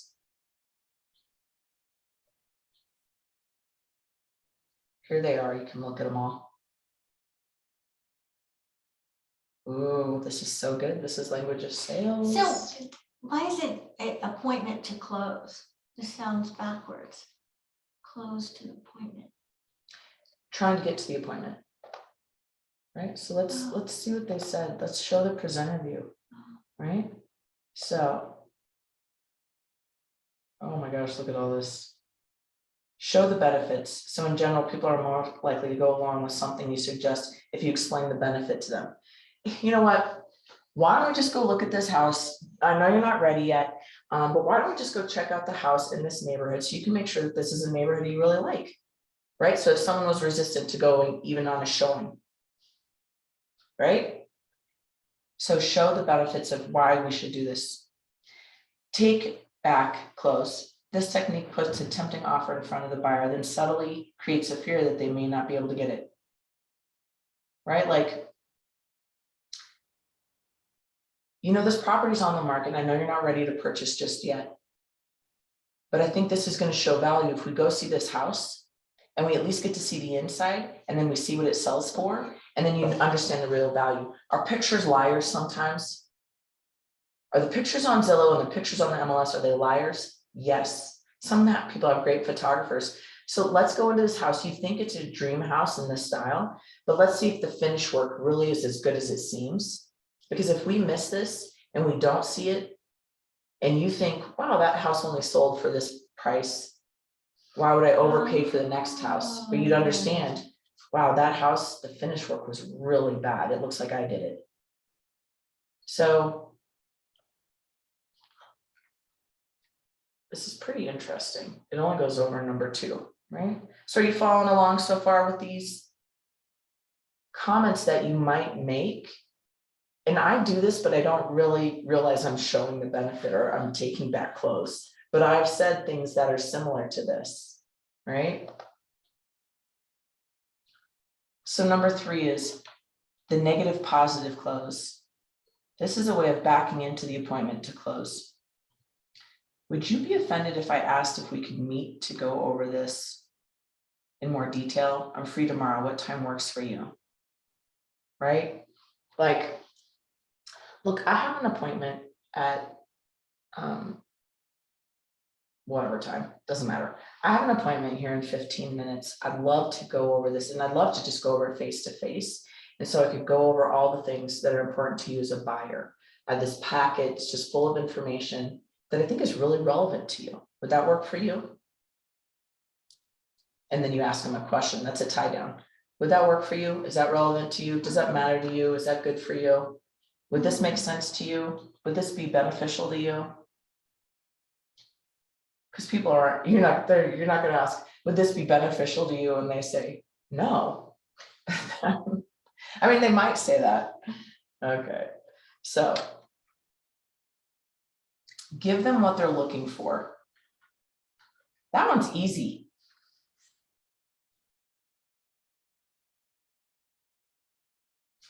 You know, like, hey, I know you mentioned that you love this property and this one just popped up. It's outside Cherry Creek, but it's everything you said you wanted to see.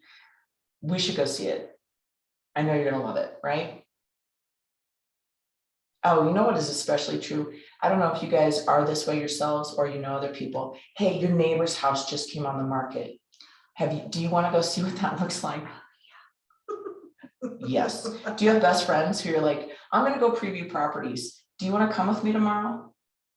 And you know, you got that one friend that she just loves it. She's a secret real estate agent herself.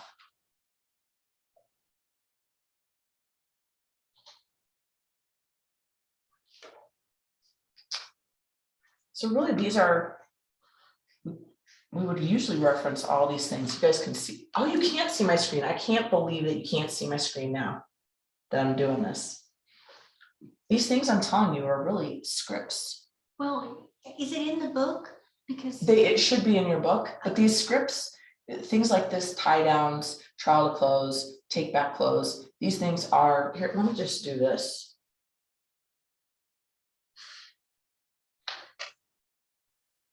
Sorry, screen sharing stopped. Great.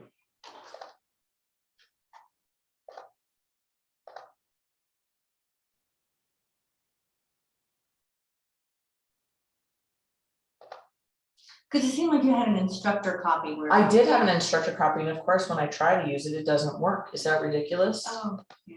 How about view notes?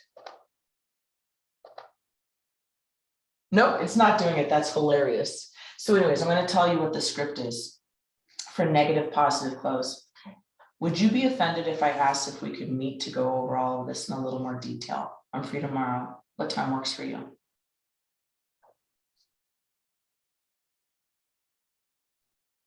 Now let me do trial close.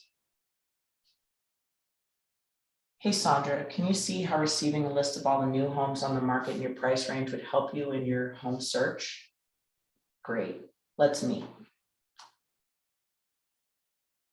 And so you don't have to write these down there. We have script books, and there's script books at the end of that 355 page participant guide, right? So the assumptive close is, it sounds like we should meet. I'm available most times this week, so what works best for you? I don't like that because I have a busy schedule. So I would say, you know what, based on everything you said, it sounds like we should meet. I'm available tomorrow at 5:30 or Saturday at 10. What works better for you?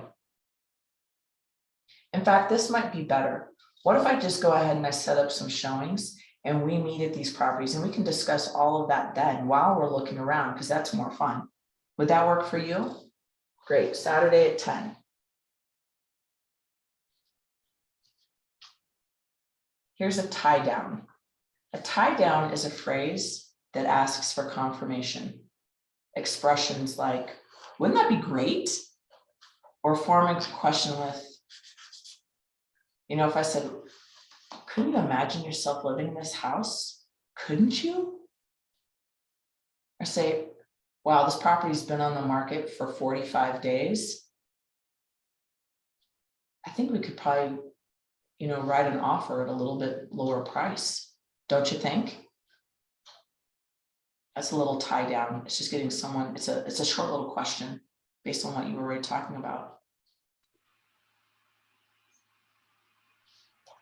Hey, Jody, Yep. can you, sorry, I'm texting back and forth with my buyer who's contemplating the offer.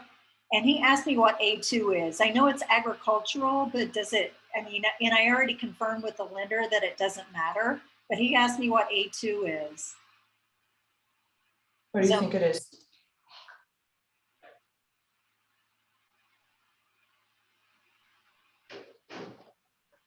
Anyone? Who's got a good guess? I think it's It's agricultural, but I don't know. Mhm. How would you find out? Who sets the zoning? The county. The county. So where might you find out the zoning and what the zoning, what the zoning allows for? I don't know about other counties, but I know Denver has a lot of resources online. Like they have you can go on a map and see exactly what the property is zoned as, and you can, there's also another 2 huge big books. One of them describes each of the 100 zoning categories in detail, and then there's another set of general rules. So county website. Mhm. right now. She needs to know right now, and she needs to know where to find it. Yeah. I can And show you even everything. then, so it's funny, broad zoning, even then it's sometimes confusing because Denver has gone through 2 major rule changes. Well, we've gone through 1 major rule change, they're going through another one. And there are lots, including the one from my listing, that is called a non-conforming zone lot, meaning the zoning as it's written does not actually match the lot size. And I emailed the zoning department in Denver, and they gave me a nonsensical answer. And I just ran into someone that works or used to work for that department. He explained it all to me yesterday, but sometimes it can be really complicated because you can even look at what's written down and it doesn't match the reality, which is the case not often, thankfully, but sometimes, for example, this says this is for zoning of lots that's 4,500 square feet and above. Applied to a lot that's 3,200 square feet. Mhm. So Brandon, you have this listing, right? Yes. And so you called and got information. And what happens when you get a buyer? I tell Are you them going to look it up. explain this to the buyer? I tell them to look it up themselves. I say, hey, might want to email the city if you have questions, because a lot of people ask, can I put an ADU in this lot? It took me like literally 3.5 months to figure out that the answer is no. So I would tell them that I think the answer is no, but don't trust me. I'm just your broker. You got to look it up yourself. Here's the resources. Here's the website. Perfect. So Becky, you need to go to the Jefferson County Assessors page. There. Almost every website has a search bar, and you're going to type in zoning. It's intended to provide and preserve land for large lot residential development. So I'm going to let you do that on your own. And what I would really recommend, the counties that you work primarily within, you should become familiar with their assessors pages. You want to know how to do a property search on there. You want to know how to find zoning information. And I've saved a whole file on my desktop for zoning in Park County and zoning in Jefferson County. What A2 is, what MR1 is. And that way, I also like to print those out and put those in my listing binders.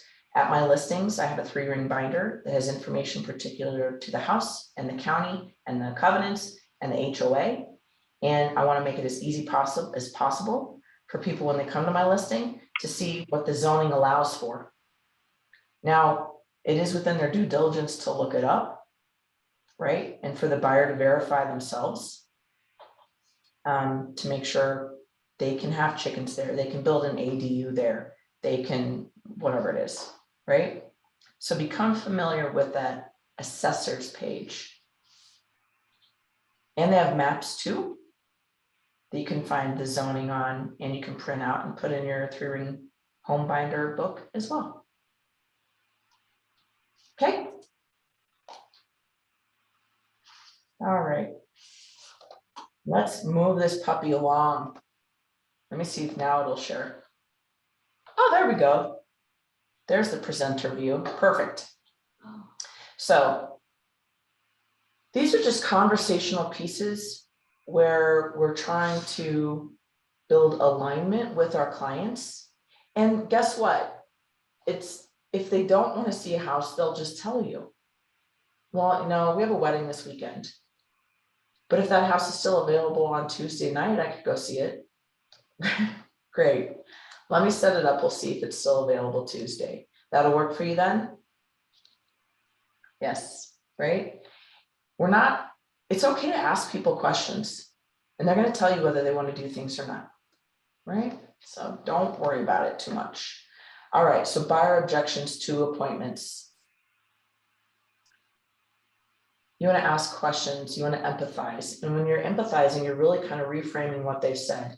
So it sounds like that you need to be less than 30 minutes from your mom. Do you really want to be like 15 minutes from your mom?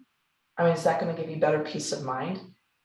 I'm assuming you're asking this because you're worried about your mom, right? So I'm kind of going to go into her personal biz a little bit, right? Identify the real issue, offer a solution, and urge an agreement. So then are you saying really you'd like to be 15 minutes, or is 30 really okay with you? And she says, 30 is really okay with me. Then I know, right? I understand what I'm looking for. I understand why I'm looking for it.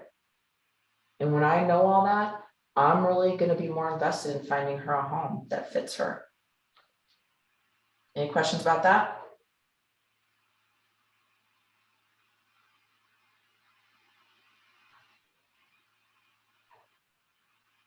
Yada, yada, yada, yada, yada. Okay. We're going to cruise through this. If you have any ahas, just shout it out, like while we're rolling through. Is that good? Ooh, we're at 10:45. We're about to take a break in less than 15 minutes, okay?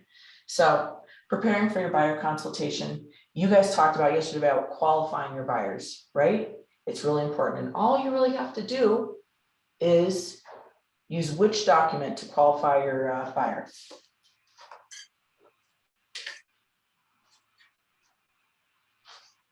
Well, I wish it was a pre-approval letter, but I know someone who was shopping with cash, and then I kind of doubted they had the cash, so it was awkward. So what question do you ask somebody about their cash?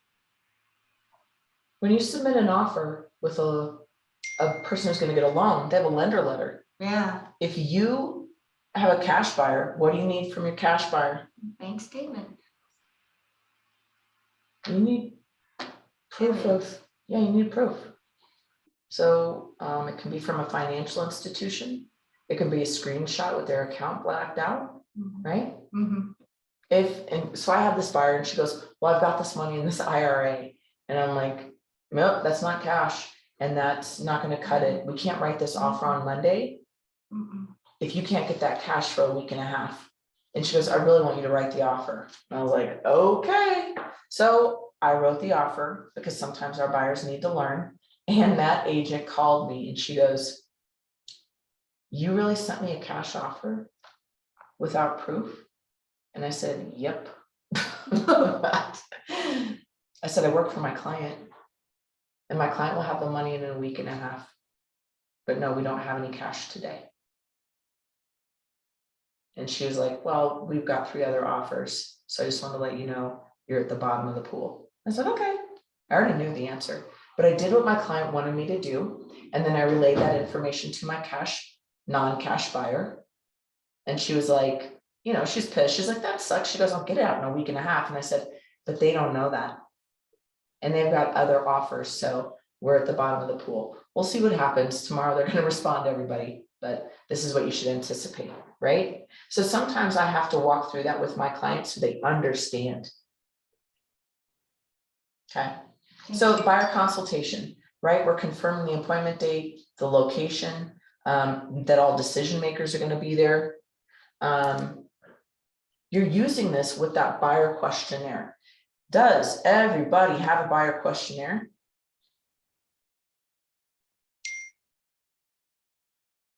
Is it in the participation guide? I believe it should be in the participation guide. I don't know. Okay, Diane's saying yes, because you guys, I mean. It's the ones we reviewed yesterday with Gretchen. Yeah, but I don't have the form. Do you have, I mean, we're supposed to have this form. I wouldn't know where to get it. You can make your own, right? You can always make your own, Oh, right? So think about that. Like, you can make your buyer guide look, or your buyer questionnaire look how you want it to look, oh, okay.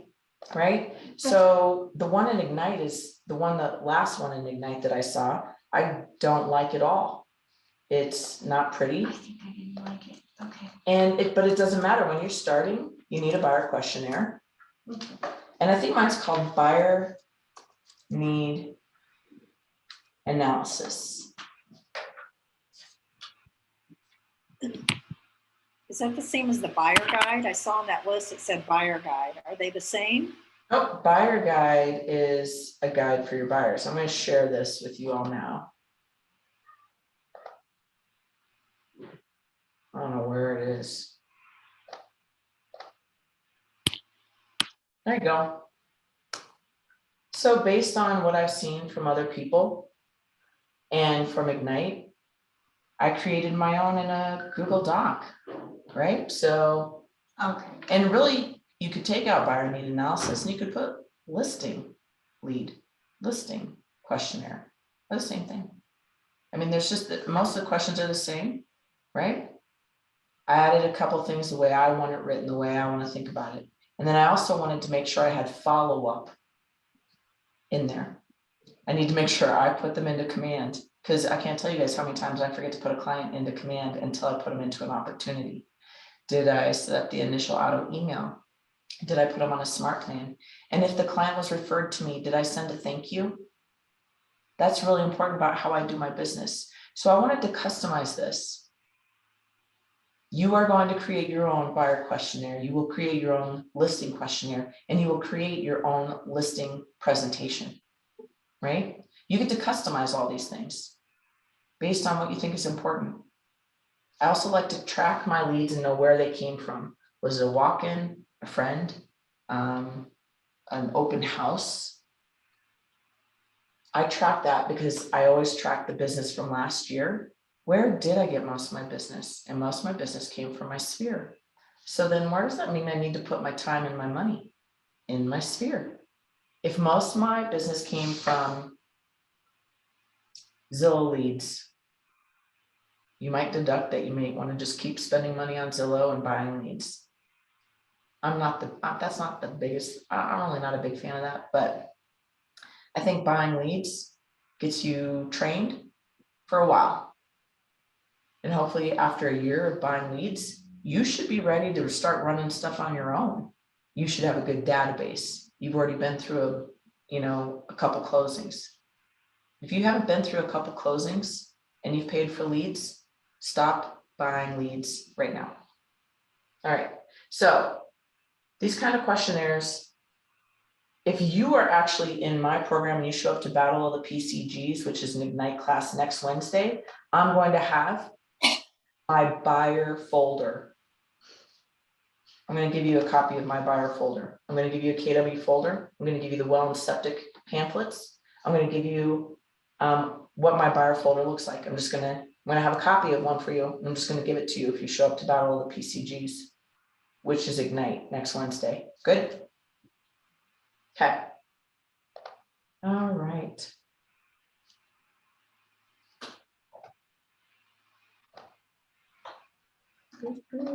All right. So review the lead sheet. That's what we just want to lead sheet, buyer questionnaire, whatever you want to call it. So 10 service areas of a buyer value proposition, right? You might also want to include this in the packet when you meet these people at the first house, or if you bring them into the office and you do your buyer consultation in the office. I just don't like to do it in the office because I think people want to go look at a house, and I'd rather do it in a house and have this conversation as we're walking around talking. You get to do whatever you want. So I would go over their needs analysis just to make sure I got everything. Hey, are you pre-qualified? Have you been talking to a lender? Hey, here's some information about the neighborhood. We've already got you set up on a home search. This is what might happen when you make an offer. This is what might happen when we negotiate.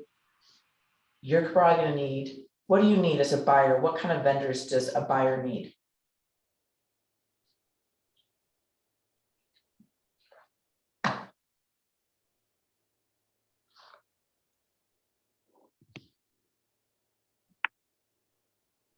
When a buyer is going to buy a house, who do they need to talk to through that under contract process? An inspector? Yes. So do you have an inspector to refer to them? I hope so. Well, Right? isn't there one through Trello?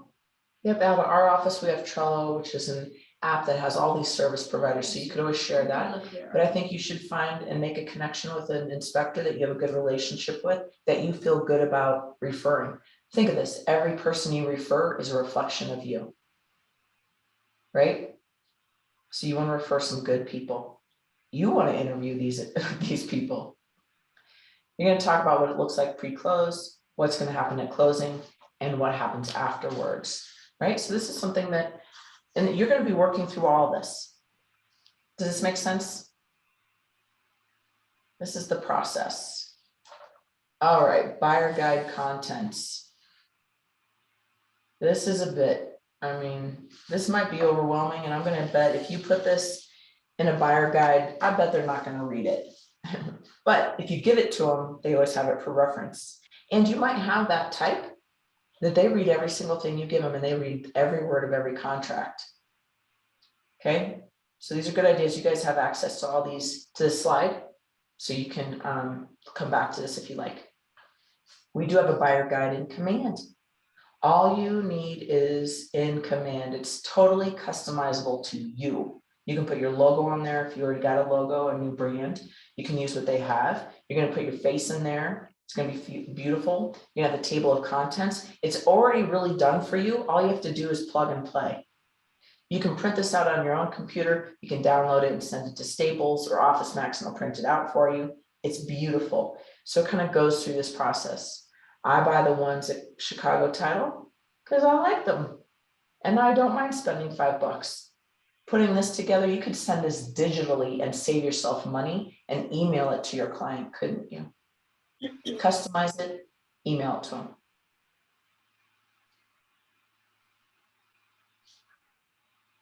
You guys can go through all this. In fact, that's probably what you should do. You should set up some previews to go preview some properties, and you should read through this and pretend, what if I was the buyer? What questions would I have?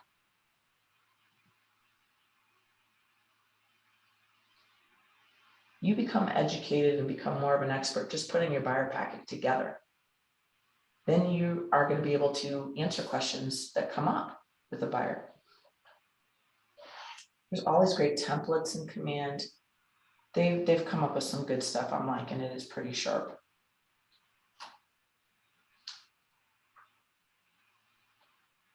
You have access to all these slides. You can come back. Neighborhoods are in Command, neighborhood insights.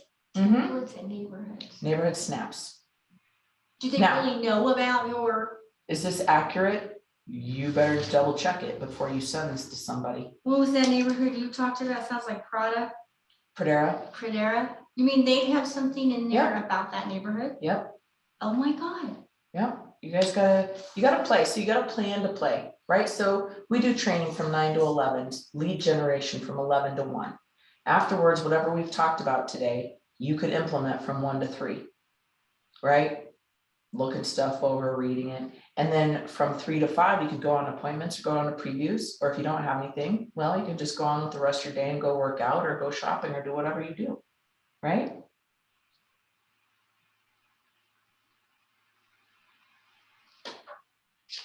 You might want to put your affiliates in here. If you have a great lender, you might want to put them in there. Yada, yada, yada, make sure all this stuff really applies to you. Okay. Ahas? Anything, questions? I didn't know about that buyer guide template. That's pretty cool.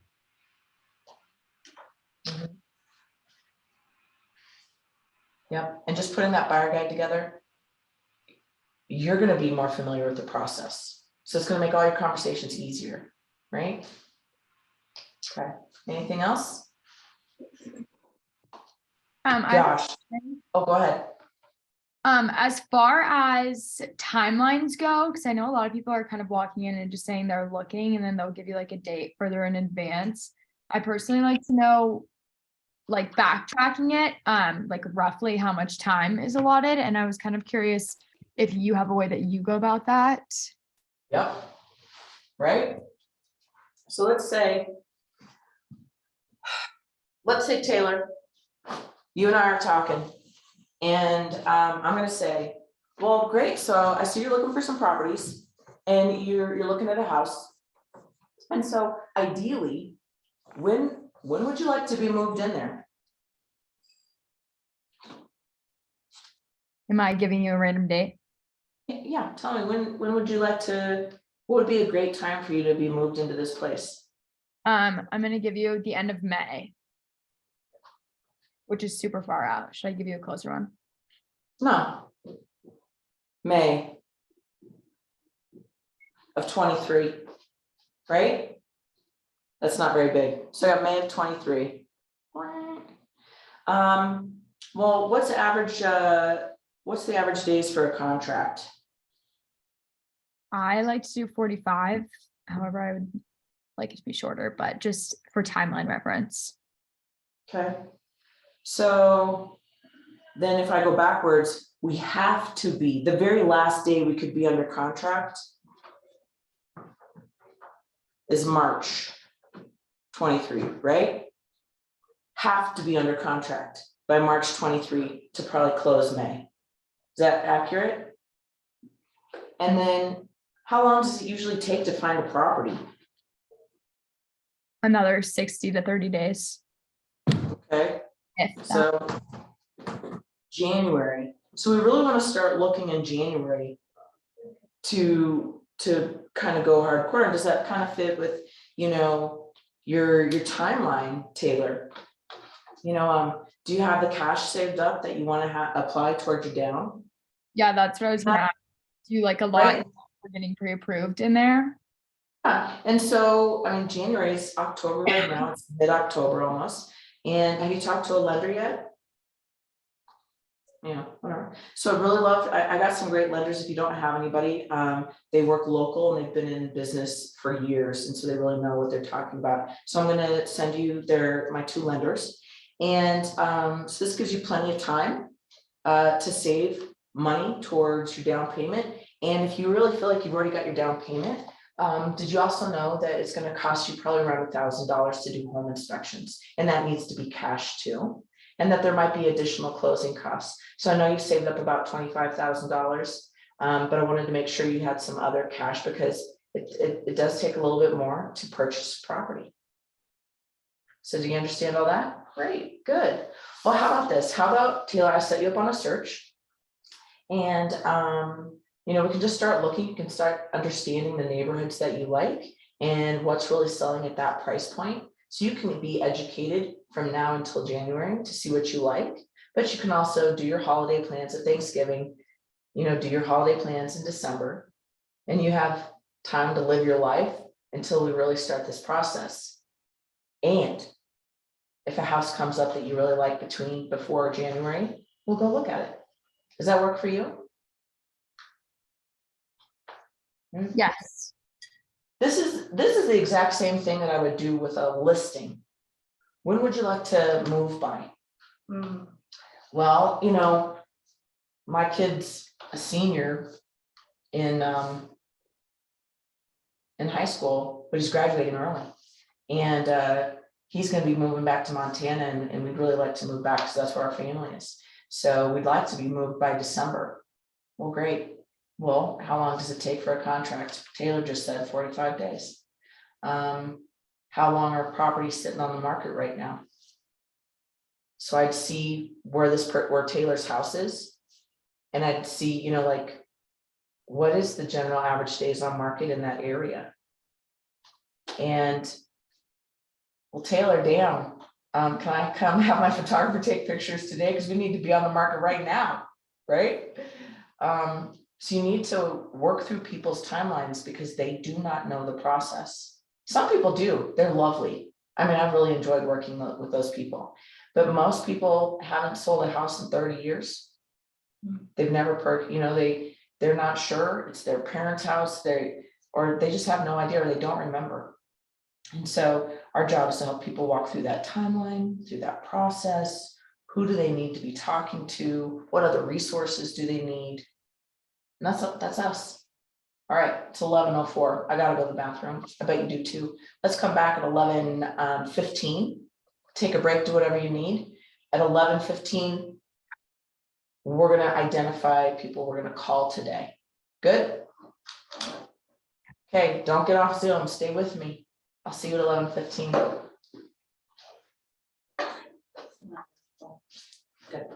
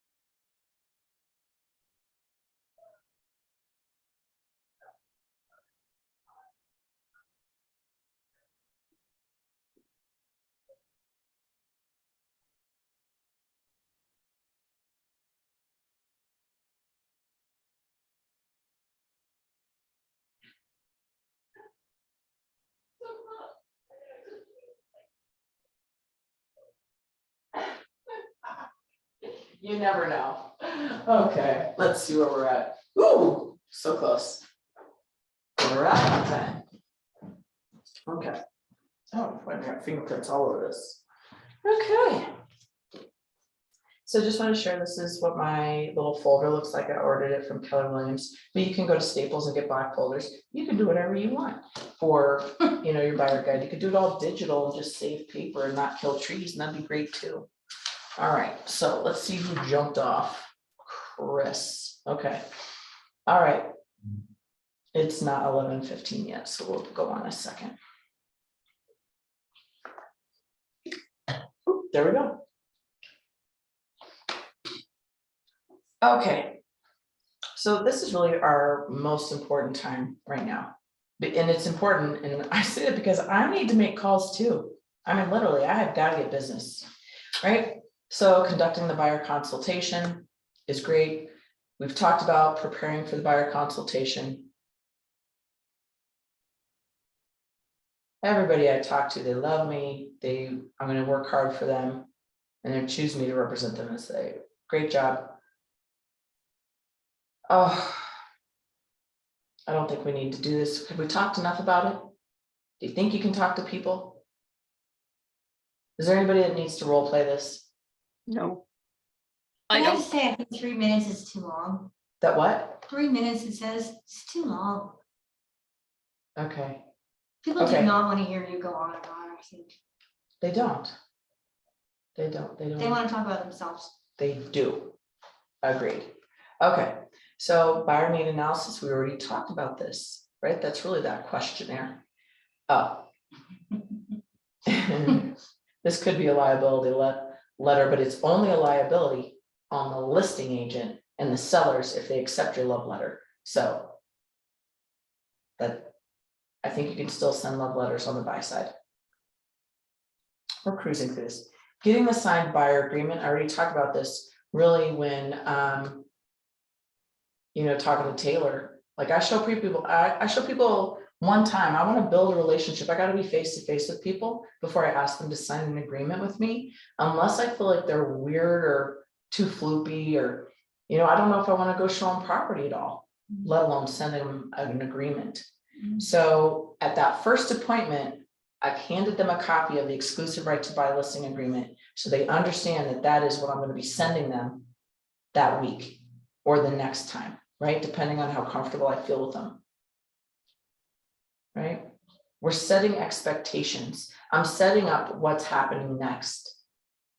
So great, I'm going to, I got the phone call with them. I went over the questionnaire. Great, I'm going to see you on Saturday at 10 while we preview and see 2 homes. I'll meet you at the address 123 Main Street. Then when I'm showing them homes, great, what do you like about this? What do you not like about this? Were you able to call a lender? Are you working with someone? What's your financing like? Great. When I work with you as your buyer's agent, and if you decide you want to write an offer on this property, we're probably going to ask these questions because I see they have solar panels, but they look kind of old. So that might be something that we want to know about. It looks like they have an ADU. I bet they do this as an Airbnb. Maybe we can get some financials or something, right? As your agent, as your buyer's agent, when we write an offer, I'm going to say that maybe a couple of times. I'm prefacing and I'm setting the expectation. We're going to work together. Any questions around that? Well, yeah, you might be about to get to it, or I may have missed it. When do we talk about our fee? Oh, that would probably come up, right? You're right. So good job. So they're gonna, if they ask me, I'm gonna say, well, look, it's pretty typical in the state of Colorado that seller pays for both buyer and seller listing commissions. And so you will not pay me anything until we close. I basically work for free. And all I really need is this agreement signed saying that I'm working for you. And I've actually already been working for you, pulling up these properties and doing things. And this is what I'll continue to do. And I'll represent you. Then at the closing table, the seller is actually going to pay my commission to my brokerage. Right. Okay. Because And I that's get about, because I've told some prospective buyers that too, like, vast majority of times you're not going to pay a, if you don't use me, you're not get a buyer's agent, because vast majority of time you're getting a great service for nothing. unless you're doing a FISBO or some other weird situation.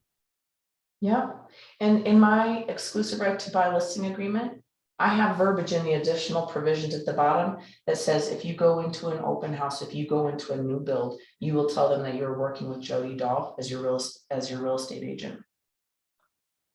And so then if we do see a FISBO that they like, I'll let them know, you know what, I'll reach out to the FISBO, I'll talk to them. And so when I call the FISBO, you ask, hey, I'm representing a buyer who has great interest in your property. We'd love to come see it. Yeah, you can come see it. Great. If my client were interested in writing an offer on this property, would you be willing to pay the 2.8% co-op? And most FISBOs are aware of that. They just don't want to pay the list side. And then if they're like, no, I don't want to pay any agent. Well, I see that you've had your property on Zillow for the last 45 days. How have your showings been? Have you received any offers? How long will you go without listing that property with an agent?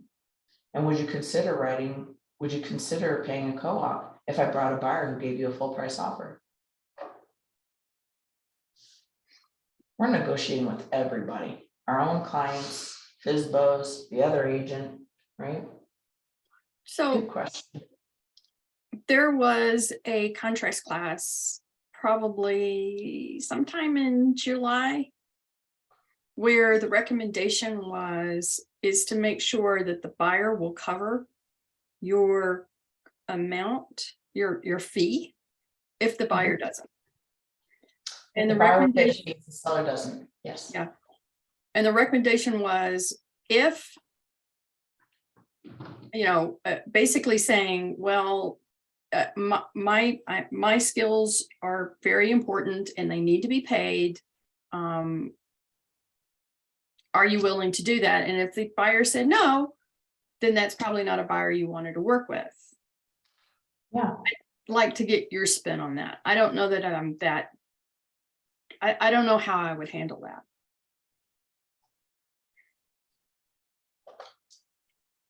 That is an interesting conversation. Well, oh, wrong client. This is exclusive right to sell. When I'm going through that exclusive right to buy agreement,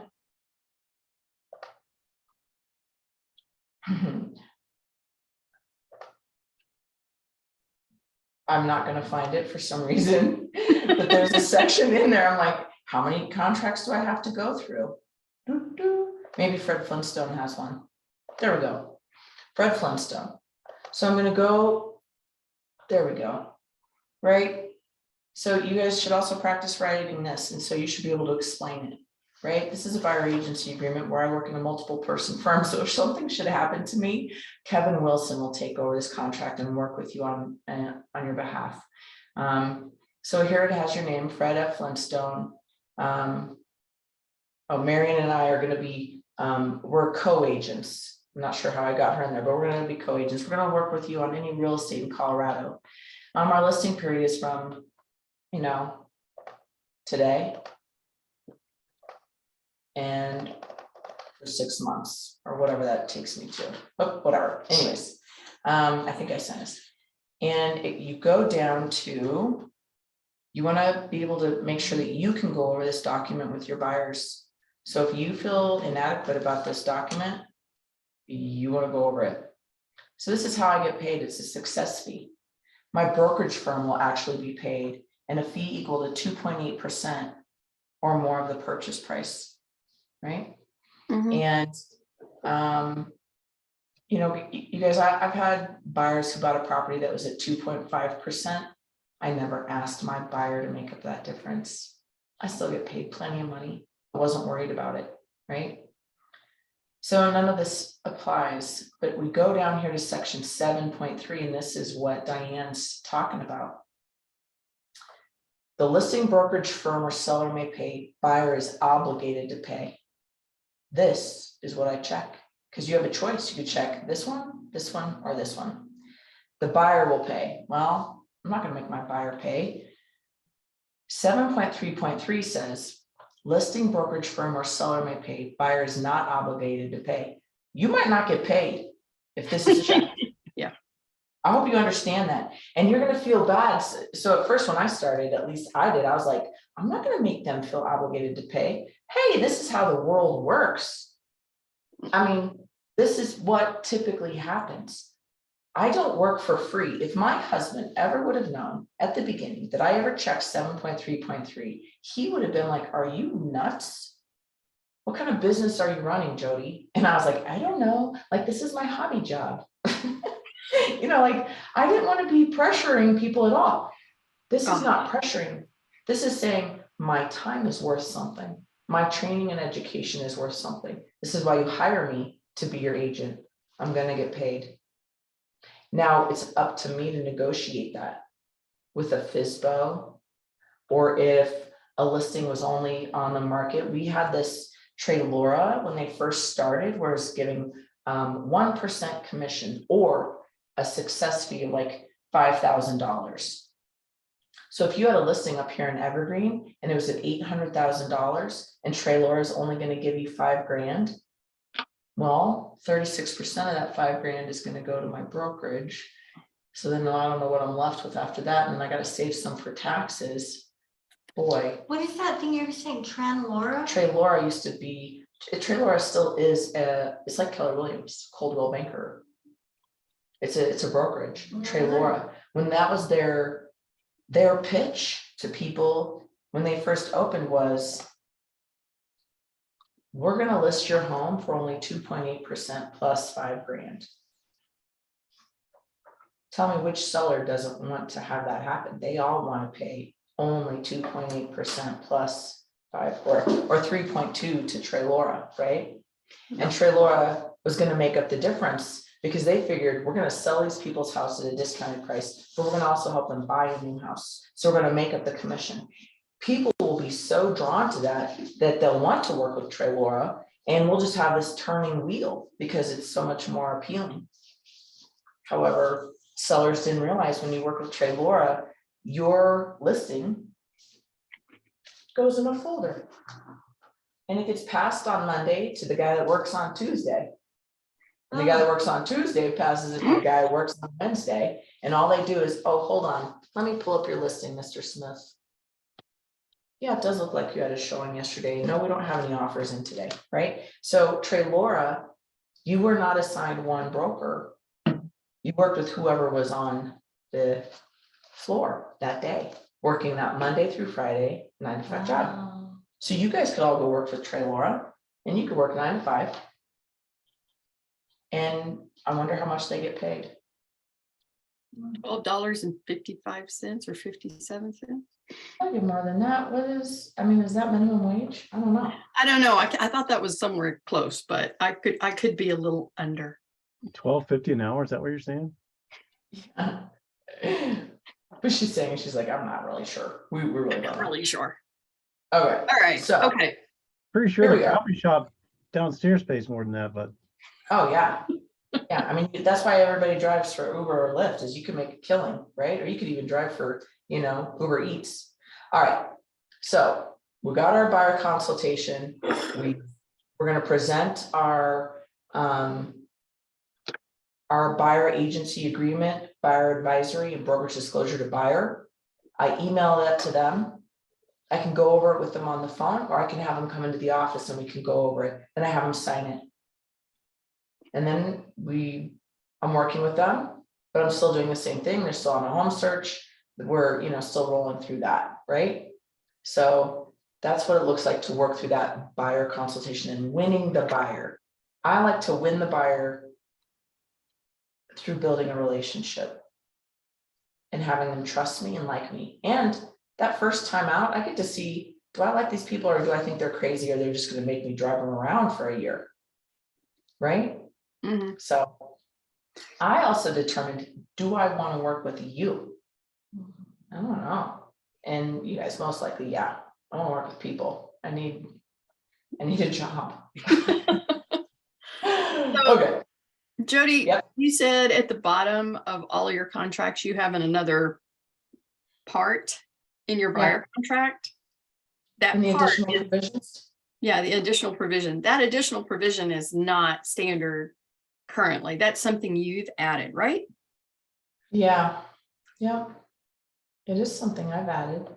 And Okay. it's, I also put in there, buyers reserve the right to terminate this contract at any time unless we're under contract. This does not apply to the holdover period in section 7.4. Right? So, I mean, if people don't want to work with me, if people change their mind, if people are like, yeah, we're not moving. We really decided we love this place. Great, you know, my job is to help people reach their goals. And sometimes your goals change. I know that. I'm a human being. I have a life. I totally understand, right? So I get it. Good? Mhm. Okay, so we're on to daily success systems, right? So this is what I'd like for you guys to do. I'd like for you to write out names of 10 people you're gonna call. Now, you might not get through all those calls today, not time left, because you get on with Chatty Cathy and she takes up your whole time. But you might make it through because everybody you call, you leave a message for. Right? So when we talk about daily success system, this is what you could do every day you work. This could be your lead generation system every day that you would continue on, right? We're setting a habit with Ignite that I want you to work every day 9 to 1. Unless you're like Sandy, or you got some other, you know, part-time job or full-time job, you have to make this work however. But as your coach, this is what I want. I want you to work, I want you to get in the habit of working usually 9 to 3 every day. And so when you get to work, after Ignite, you open up the MLS, you look at your market watch, you see what's new in the area you want to work. Then you look at to see if anybody jumped on their auto email. Should you call any of those people? Then you're going to identify who you're going to call. So that's what I want you to do today. Who are the 10 people you're going to call? And what are you going to talk about? Market stats, an event coming up, checking in, seeing how they're doing with their kids. How's their dog that had to go have surgery last week? The cat that ate a Lego last week. That's a real story. Do you need to look these people up on Facebook and get a reminder? Man, I haven't talked to Sarah in about a year. Maybe I better get on Facebook first and see what's going on in her life, so I have some kind of reference, so I don't seem like an ass. It's just like, hey, I haven't talked to her in a year. What's happening? I could call her and say, hey, Sarah, how's it going? Yeah. Oh, I saw you guys just got back from Italy. How was your trip? Right? So that takes a little bit of time. So I might need 10, 15, 20 minutes to kind of figure out what I'm going to talk to people about. And then I'm going to make my calls. All 10 of them. And for every person I add or I talk to, I want to add something to command. If I've already put them in command, I'm going to make a note. Hey, I talked to Sarah about her trip to Italy. She said it was fantastic. She had the best planner. So I asked her, who was the person that planned this trip? She planned it through a friend of hers that does Italy trips only. So I asked for that person's name and number. I'm going to call them too. Right? That's how I grow my database. I don't do 10 handwritten notes because I email my entire database once a month. So I don't ever have to do that unless I want to send a thank you or something. And then I do the 10-5-1 social media engagement, 10 likes or loves, 5 responses to people have posted, and 1 post myself. I do that every day between 9 and 1. If I finish early, great. If I make an appointment, even better.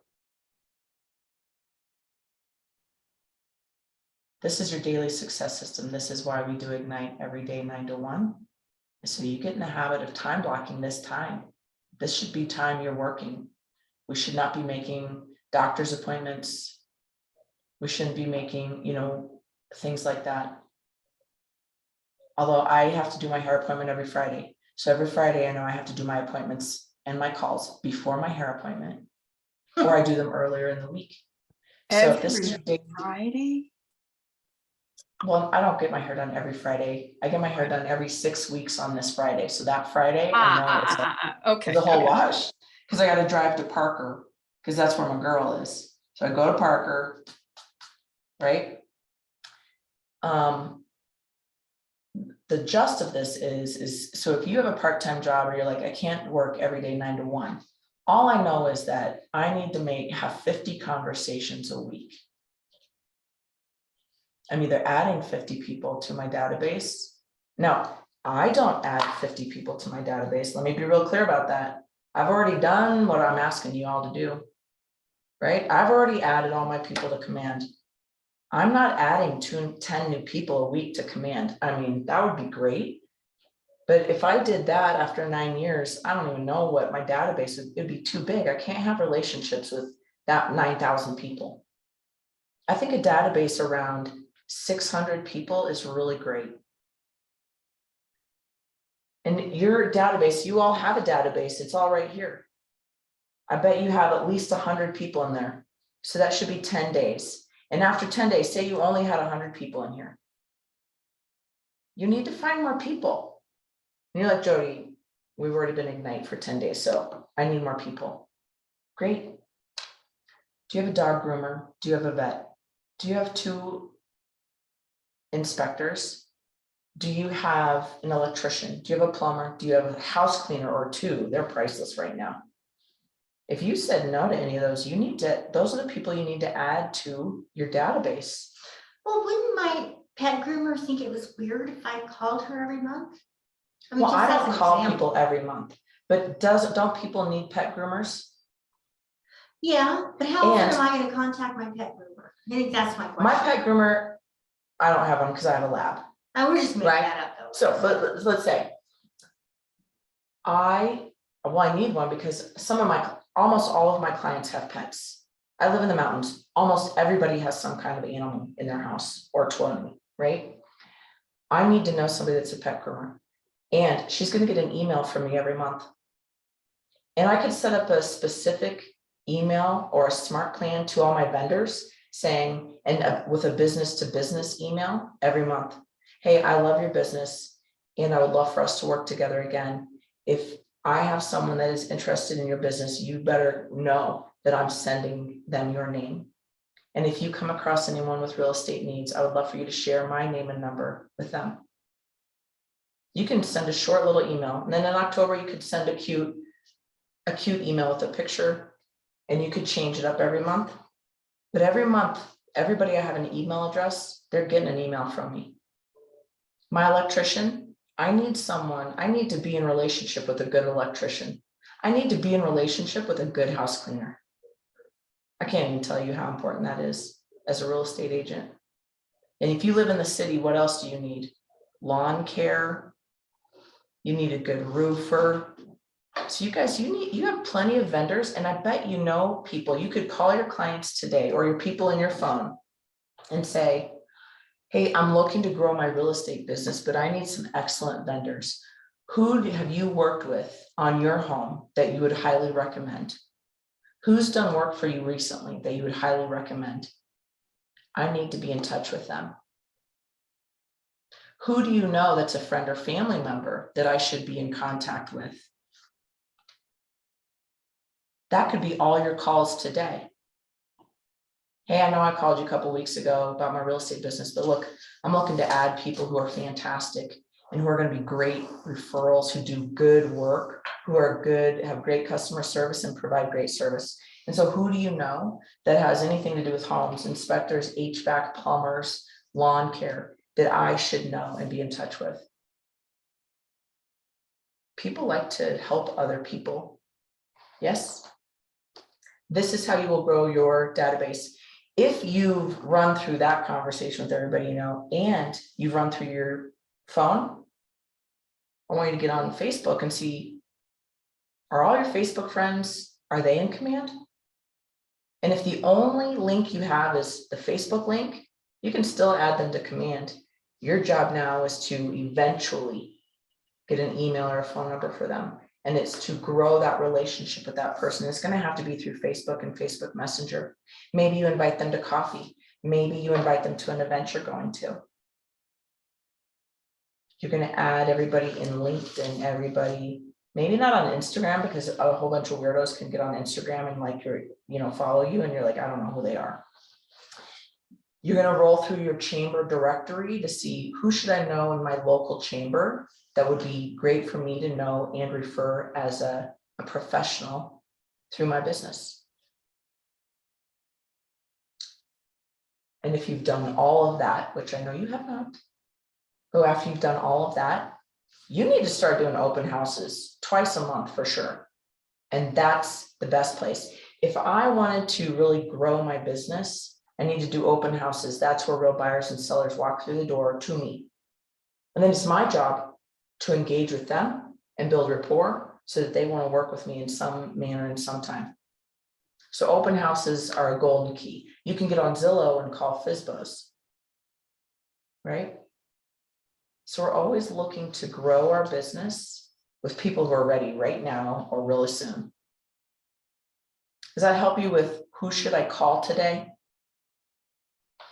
You don't even have to get the workbook. I mean, I got a big like booklet from my chamber, but I can go to the chamber website, which is goconifer.com, and there's a whole business directory.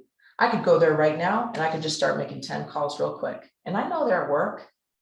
A lot of those people, they're working, but I'm just gonna say, hey, you know what? I just wanted to reach out to everybody in my chamber. I know you do this kind of business. I wanted to see how your business has been this year. How's your recovery from COVID been? Great.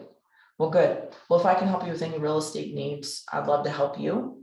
And I'm so excited to hear about your special you're having in October for Breast Cancer Awareness Month. And I'm going to be sure to share that with people I know. Do you see how that conversation rolls? When you're just asking people about them, you have access to more people than you think. And so this is what we do. I remember feeling like I didn't know who to talk to, but that's because we never went over scripts. And I didn't have a coach. And I'm not a very good self-directed person. Really? Well, now I am. I will tell anybody and everybody what's up. I really like that. I really do. So, if you have not created your list of 10, you've got about 3 more minutes to do that. Your list of 10 people and what you're going to talk to them about.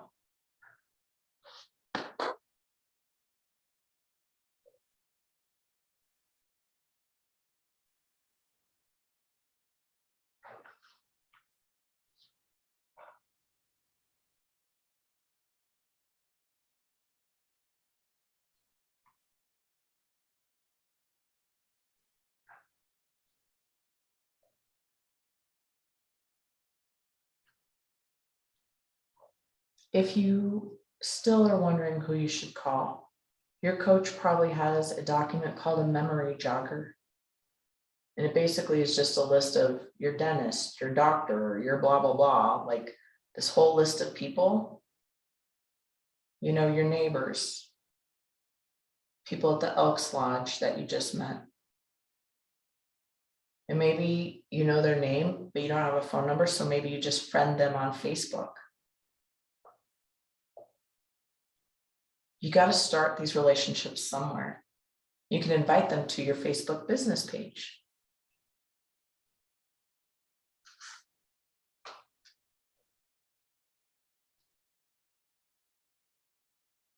And then once you get to around 500, 600, you can start kicking off the people you really don't want to call. And you're going to know this because their name's going to come up. You should be talking to them next. And you're like, I really don't like this person. I really don't like them. I don't want to talk to them. I'm really glad you said that. Yeah. And so either right now, get rid of them and just call it done. You know, and if that takes you all the way down to 100 people, so be it. Your job is to grow your database to 500 people you kind of like, or you could tolerate working with. I don't see people laugh. Well, that's because they're agreeing, because they know there's people, and they're probably your family members too. And you can tell your family members straight up, I don't want to work with you. So don't take this personally. And I know you don't want to work with me either, but I know you know a lot of people. And I know you trust me and you think I'm a good person, but you feel awkward about us working together. I get it. But you know I'll do a good job. You know I'll give them 100%. Whatever story you got to tell people. My greatest one is, hey, I know you're happy where you're at. You guys have a beautiful home. If this is, I would do a forward conversation. I never call anybody. I'm telling you right now, and I hope you don't do this. You know, ring, ring. Hi, Sandy. How are you? I'm good. How are you? I'm good. Hey, Sandy, the reason for my call today is I'm at work and I just wanted to reach out and say, I know you're happy where you're at in Idaho Falls. I mean, Springs, just joking. I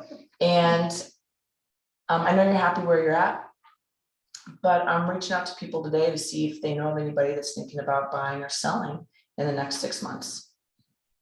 Yeah, actually, I do. My daughter is interested in buying. Right. So I'm saying I would never do that. And now Sandy just gave me a good hook and said, yeah, sure. Great.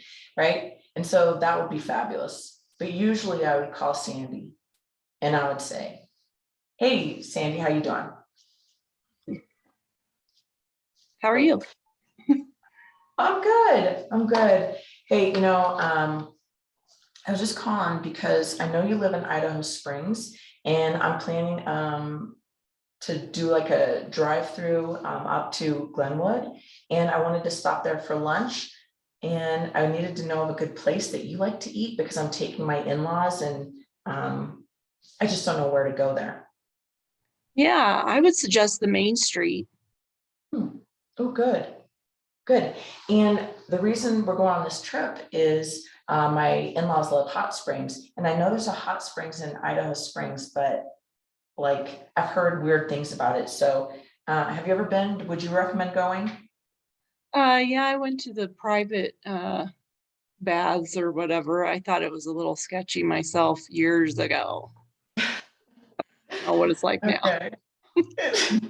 Well, and I know you're kind of wild, but I also know you're kind of conservative and you like to have fun. So hearing that from you, I think we'll pass then and we'll just go to Main Street. Is that what you said? Yeah, go to the Main Street or Smoking Yards is always good. Oh, good. Okay. Well, those will be two good ideas. I think that'll help. And I really want to have this nice visit with my in-laws. So thanks. Well, good. Well, you know, hey, I know you're happy with where you're at in Idaho Springs, but if anything should come up for anybody you know that's thinking about making a move, I'd love for you to share my contact information with them. I'm still in real estate. I'm working all along the 285 corridor. And so if anybody comes to mind, I'd love for you just to shoot me a text. Would that work? Absolutely. I have your name and contact saved. Good. Did you hear that tie down I had at the end? Would that work for you? Right.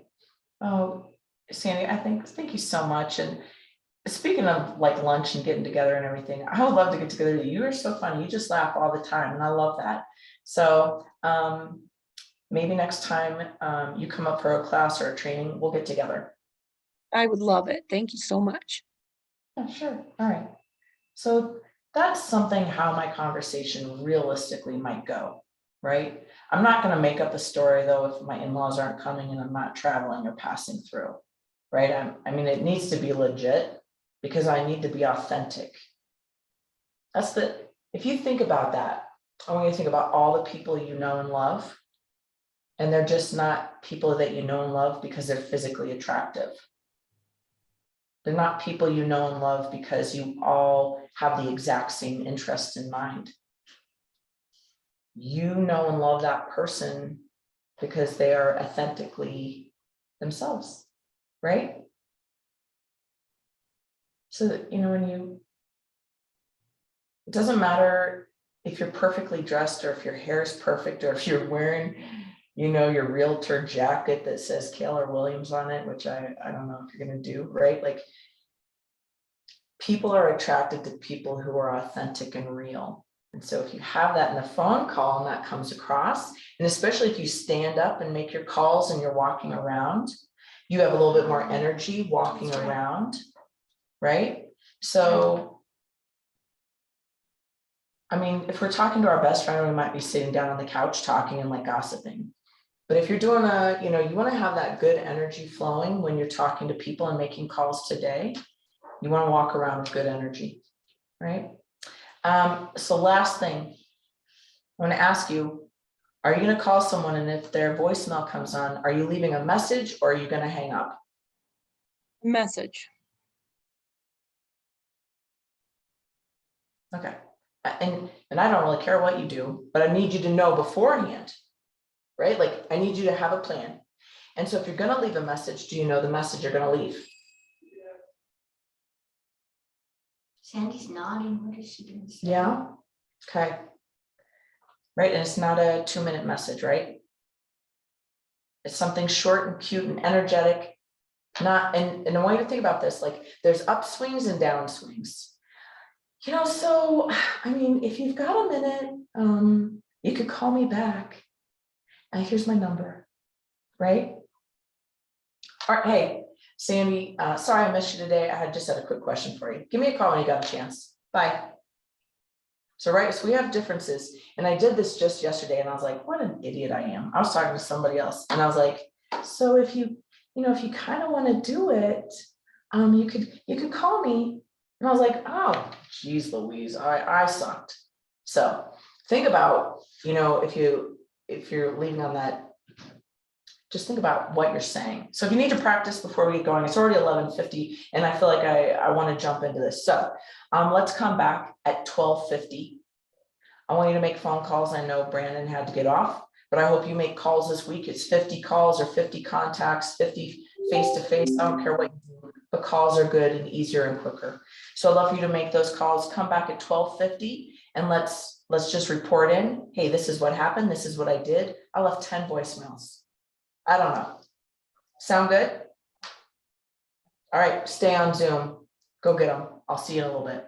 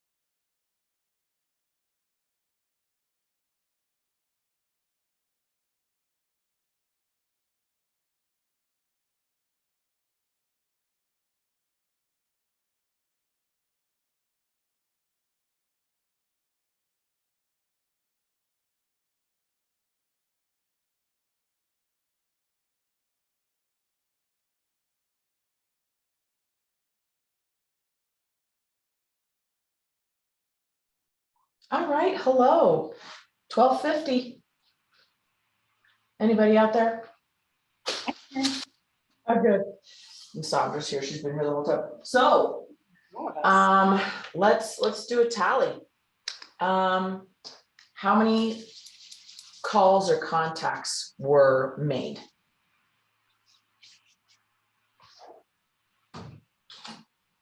For me, about 6 or 7, I think. If you Right, count, well, huh? if you count messages left, I would say 7. So, right, so actually, where's my thing? And so I like to think about like how many calls or texts, right? Which they're supposed to be calls, but I'll take texts, especially if they text you back. And then how many contacts made is different, right? So who'd you make contact with? So you said you had 7. Yeah, calls and texts. And I did probably 5 myself. Okay, Sandra? Well, I entered 10 in Zoom command. Great. And that is good, right? Added to your database base is 1, but this is what I would really like. This is what I told my husband to do. And sometimes he listens to me. And I said, babe, I need you to go on your phone. And I said, just start at the top. Whoever the first one is on your phone, Alex Smith. I said, I want you to call him, tell him you're in real estate. You know, but have a fourth. Don't you think it's I have to say, I'm never gonna be comfortable doing that in this room. I'm not in my place. That's gonna be a problem. Yeah, I need to be in my place. No. You don't need to be in your place. I would say no, that's like a limiting belief. I would say I make calls in my car. I make calls. I talk to people at the soccer field. Oh, sure. Right? Sure. No, but not this room. Yeah. I feel really weird in here. Why? I just make calls. Well, yeah, but you've worked here a long time. This is my 3rd day. What better day to start than your 3rd day? In So- my home space. I mean, I'm just gonna be honest with you. You can, and you can do it however you want, but I'm telling, I think it's good to be like really open-minded. And so this is what I told my husband.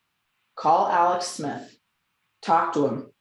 Great. Then go into command, put him in command, Sure. right? And that way you ensure that you actually talk to someone, because putting someone in command, and you're right, like if you're like, I'm gonna put them all in command, I'm gonna call everybody Thursday, Friday, or whatever I'm gonna do. Well, or That's great. when I get home, this is just feels incredibly awkward. I'm just so freaking new.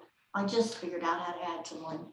Well, and I'm glad you learned how to add someone, because right, that's something new every day, right?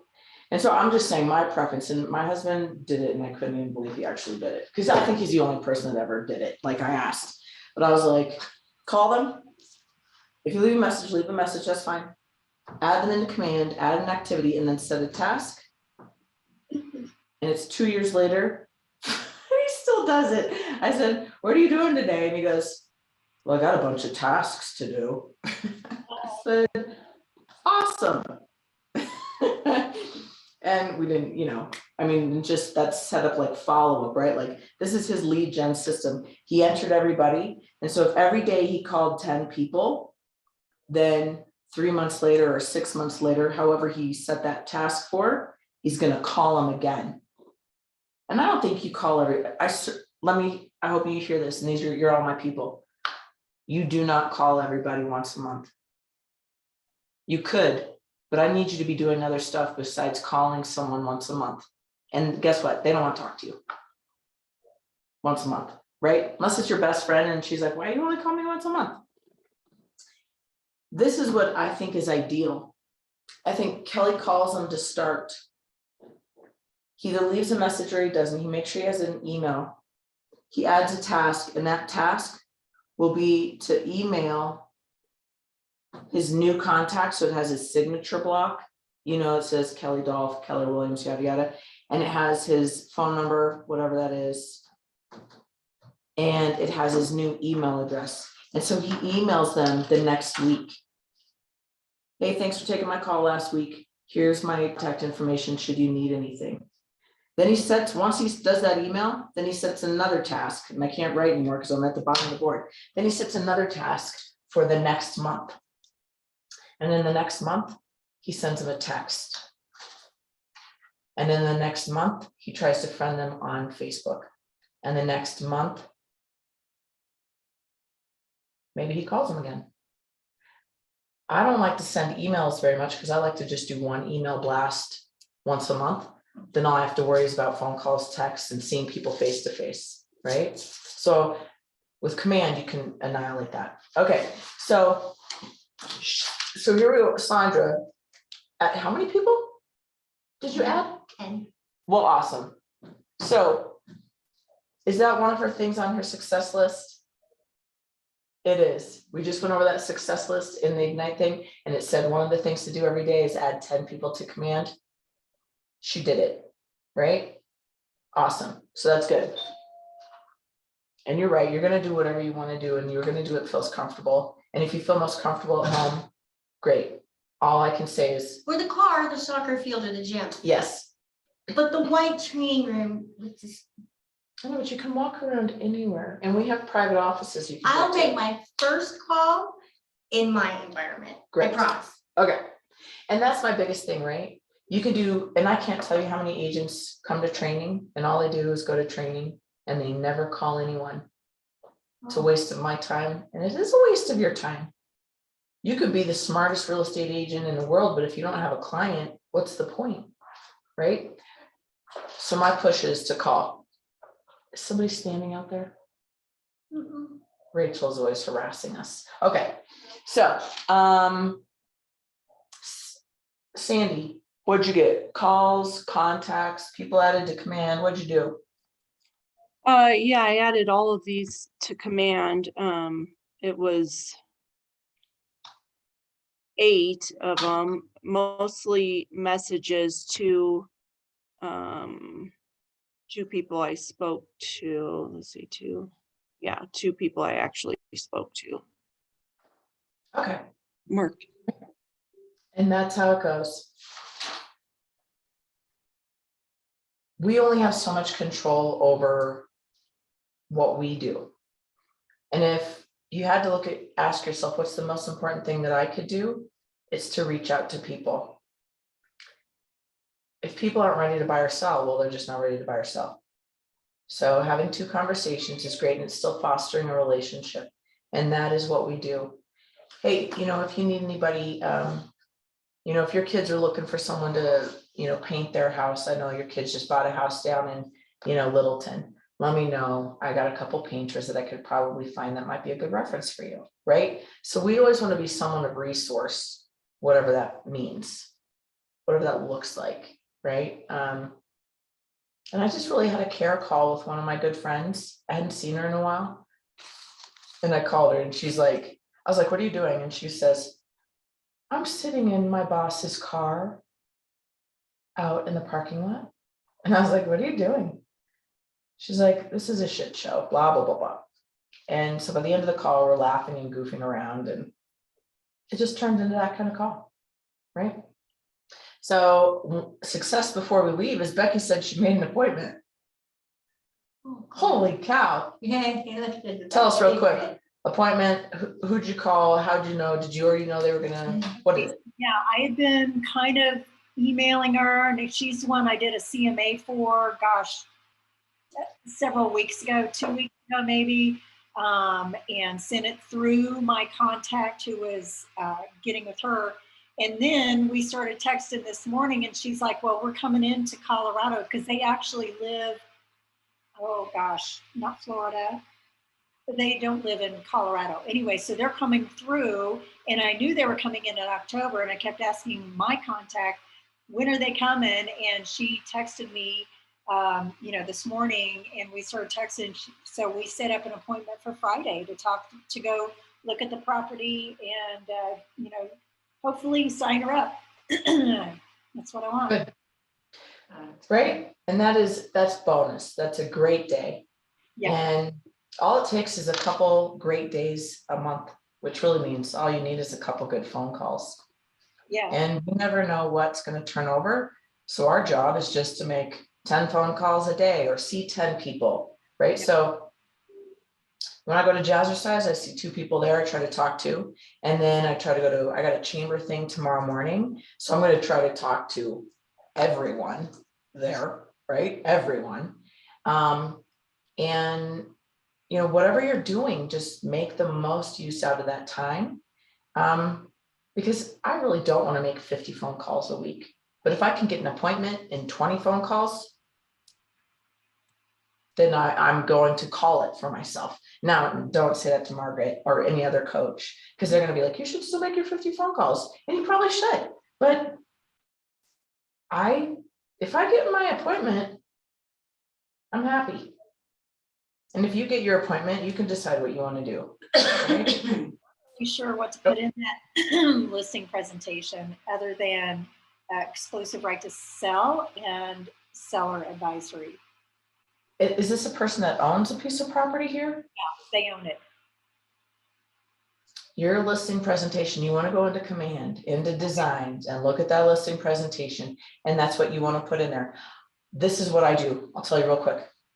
I think tomorrow's when the seller, right? So it's pretty important. But this is what I do with a listing. If I get a listing appointment tomorrow, I am going to put together my listing presentation in command. I've already done it, and I would encourage you guys to already put yours together, because if I have to go into mine today, I have to change out 2 pages. That's it. Because I've already filled out the whole rest of the listing presentation. I have to fill out the 2 pages, one that references the subject property, and then the second page that references the comps, right? But everything else is set up and good to go. Suzanne. And then if I have this appointment tomorrow and I have their email address, I'm emailing them the listing presentation. So I email it to them. If I was going on that listing presentation tonight, I might not email it to them because they might not have time to look it over, but I might. So I would prefer to email my listing presentation, right? I download it and I send it to them. I say, hey, I'm looking forward to our appointment tomorrow at 5 o'clock at your property at blah, blah, blah. Attached is a listing information for you in regards to how the market is doing and how I launch a new listing on the market. Then, after I'm done emailing them, I go into CTM and I do which 2 documents? Becky, you said it. Seller's disclosure and the exclusive right to sell. Yep, I fill those out. I fill it in. I put the 6% listing commission, even if I'm not sure what's going to happen or if they're going to try to negotiate. I'm going to put it in at 6%. I'm going to put in their names as I know it. I've already probably pulled up a little bit of information about their property, right? If it's just land, then I know a little bit about the land. I can put in the address and I can put in the legal description based on what I pull up on the county assessor's page. And then I fill out the seller's advisory. I print those out and I'm going to bring those because on paper, but if you can print it out and you can just, or if you can just have it digitally during your listing appointment and you can go over it that way, that's fine. But I like to leave them with something. And so when I get to the listing appointment, I'm going to say, hey, did you have a chance to review that listing presentation I sent you yesterday? And they'll say, yeah. And I'll say, did you have any questions? No. Great. And they might have a few questions. And I'll say, well, let's go over this listing agreement. I think it's going to bring up and address some of the other questions you may or may not have had. And it'll cover most everything, right? And so then we go over the exclusive right to sell listing agreement. That does address pretty much what they want to talk about. Commission, list price, what's included, what's excluded, right? And while you're doing that, you will ask them questions. So, what is your timeline? When did you want to sell this by? What did you think your home was valued at? Or what did you think this property was valued at? And you say, well, the comps I pulled up without seeing your property were really around 750. But now that I've seen your property in person, I'm going to go back and I'm going to pull more comps. And I'd love to meet with you again at my office tomorrow at 5 or Saturday at 10 a.m. Now that I have a better idea of the views of your driveway. Is this a house or a piece of land? It's a house. Great, right? And so the only comps I pull, I spent about 5 minutes pulling comps for a property I've not seen. Because I haven't seen it. Yeah. And so I usually just pull the comps of what's happened in the neighborhood or around that property. Here's the 3 most recent sales around your home, because I wasn't sure what your house was gonna look like, the finish work, if you'd added a, finished off a bedroom, if you built another garage, I needed to see it in person before I could tell you what it's worth. So now that I've seen it in person, I need to go back and pull some comps that are a little bit better. And I'd love for us to meet again and go over those in the office. Okay. So, and that's part of Kevin's 2-step process. Kevin does a 2-step process. He goes to the house, he sees the property, and he says, great, now that I've seen your home, let's meet at my office, right? In his, oh, this is perfect, right? In his territory, he feels better in control here. It's when you're at somebody's house, that's their domain. Sometimes we need to pull them out of their house. They have such an emotional connection to that house that they can't even think logically. Do you know what I'm saying? They're like, I think this is $1 million property. I mean, we've put over $150,000 into this house. Well, guess what? That never matters. I mean, it matters, but it doesn't matter. It doesn't mean you bought it for 600,000 and then you've added 150,000. If the neighbor hasn't appreciated, if the neighborhood hasn't appreciated, or it just depends on the market. The market determines your price. And that's why in the spring, everybody was selling for 100,000 over. And right now, nobody is. Well, maybe a few are, right? So you're awesome. You're on it. So email me anything you want me to review. I will, promise. Okay. Awesome, you girls. I hope you have fun tomorrow with Tracy or whoever's teaching Ignite. And I'll see you on Monday at Lead Gen Labs so we can go over and hear how your appointment went. Oh, Becky, and you're going to have some numbers. I'm so excited to see what you're going to fill out your form and you're going to have at least an appointment. At least you might even have another contract. Oh. Holy cow, what a great week. Okay, take care. I've got to go. I just.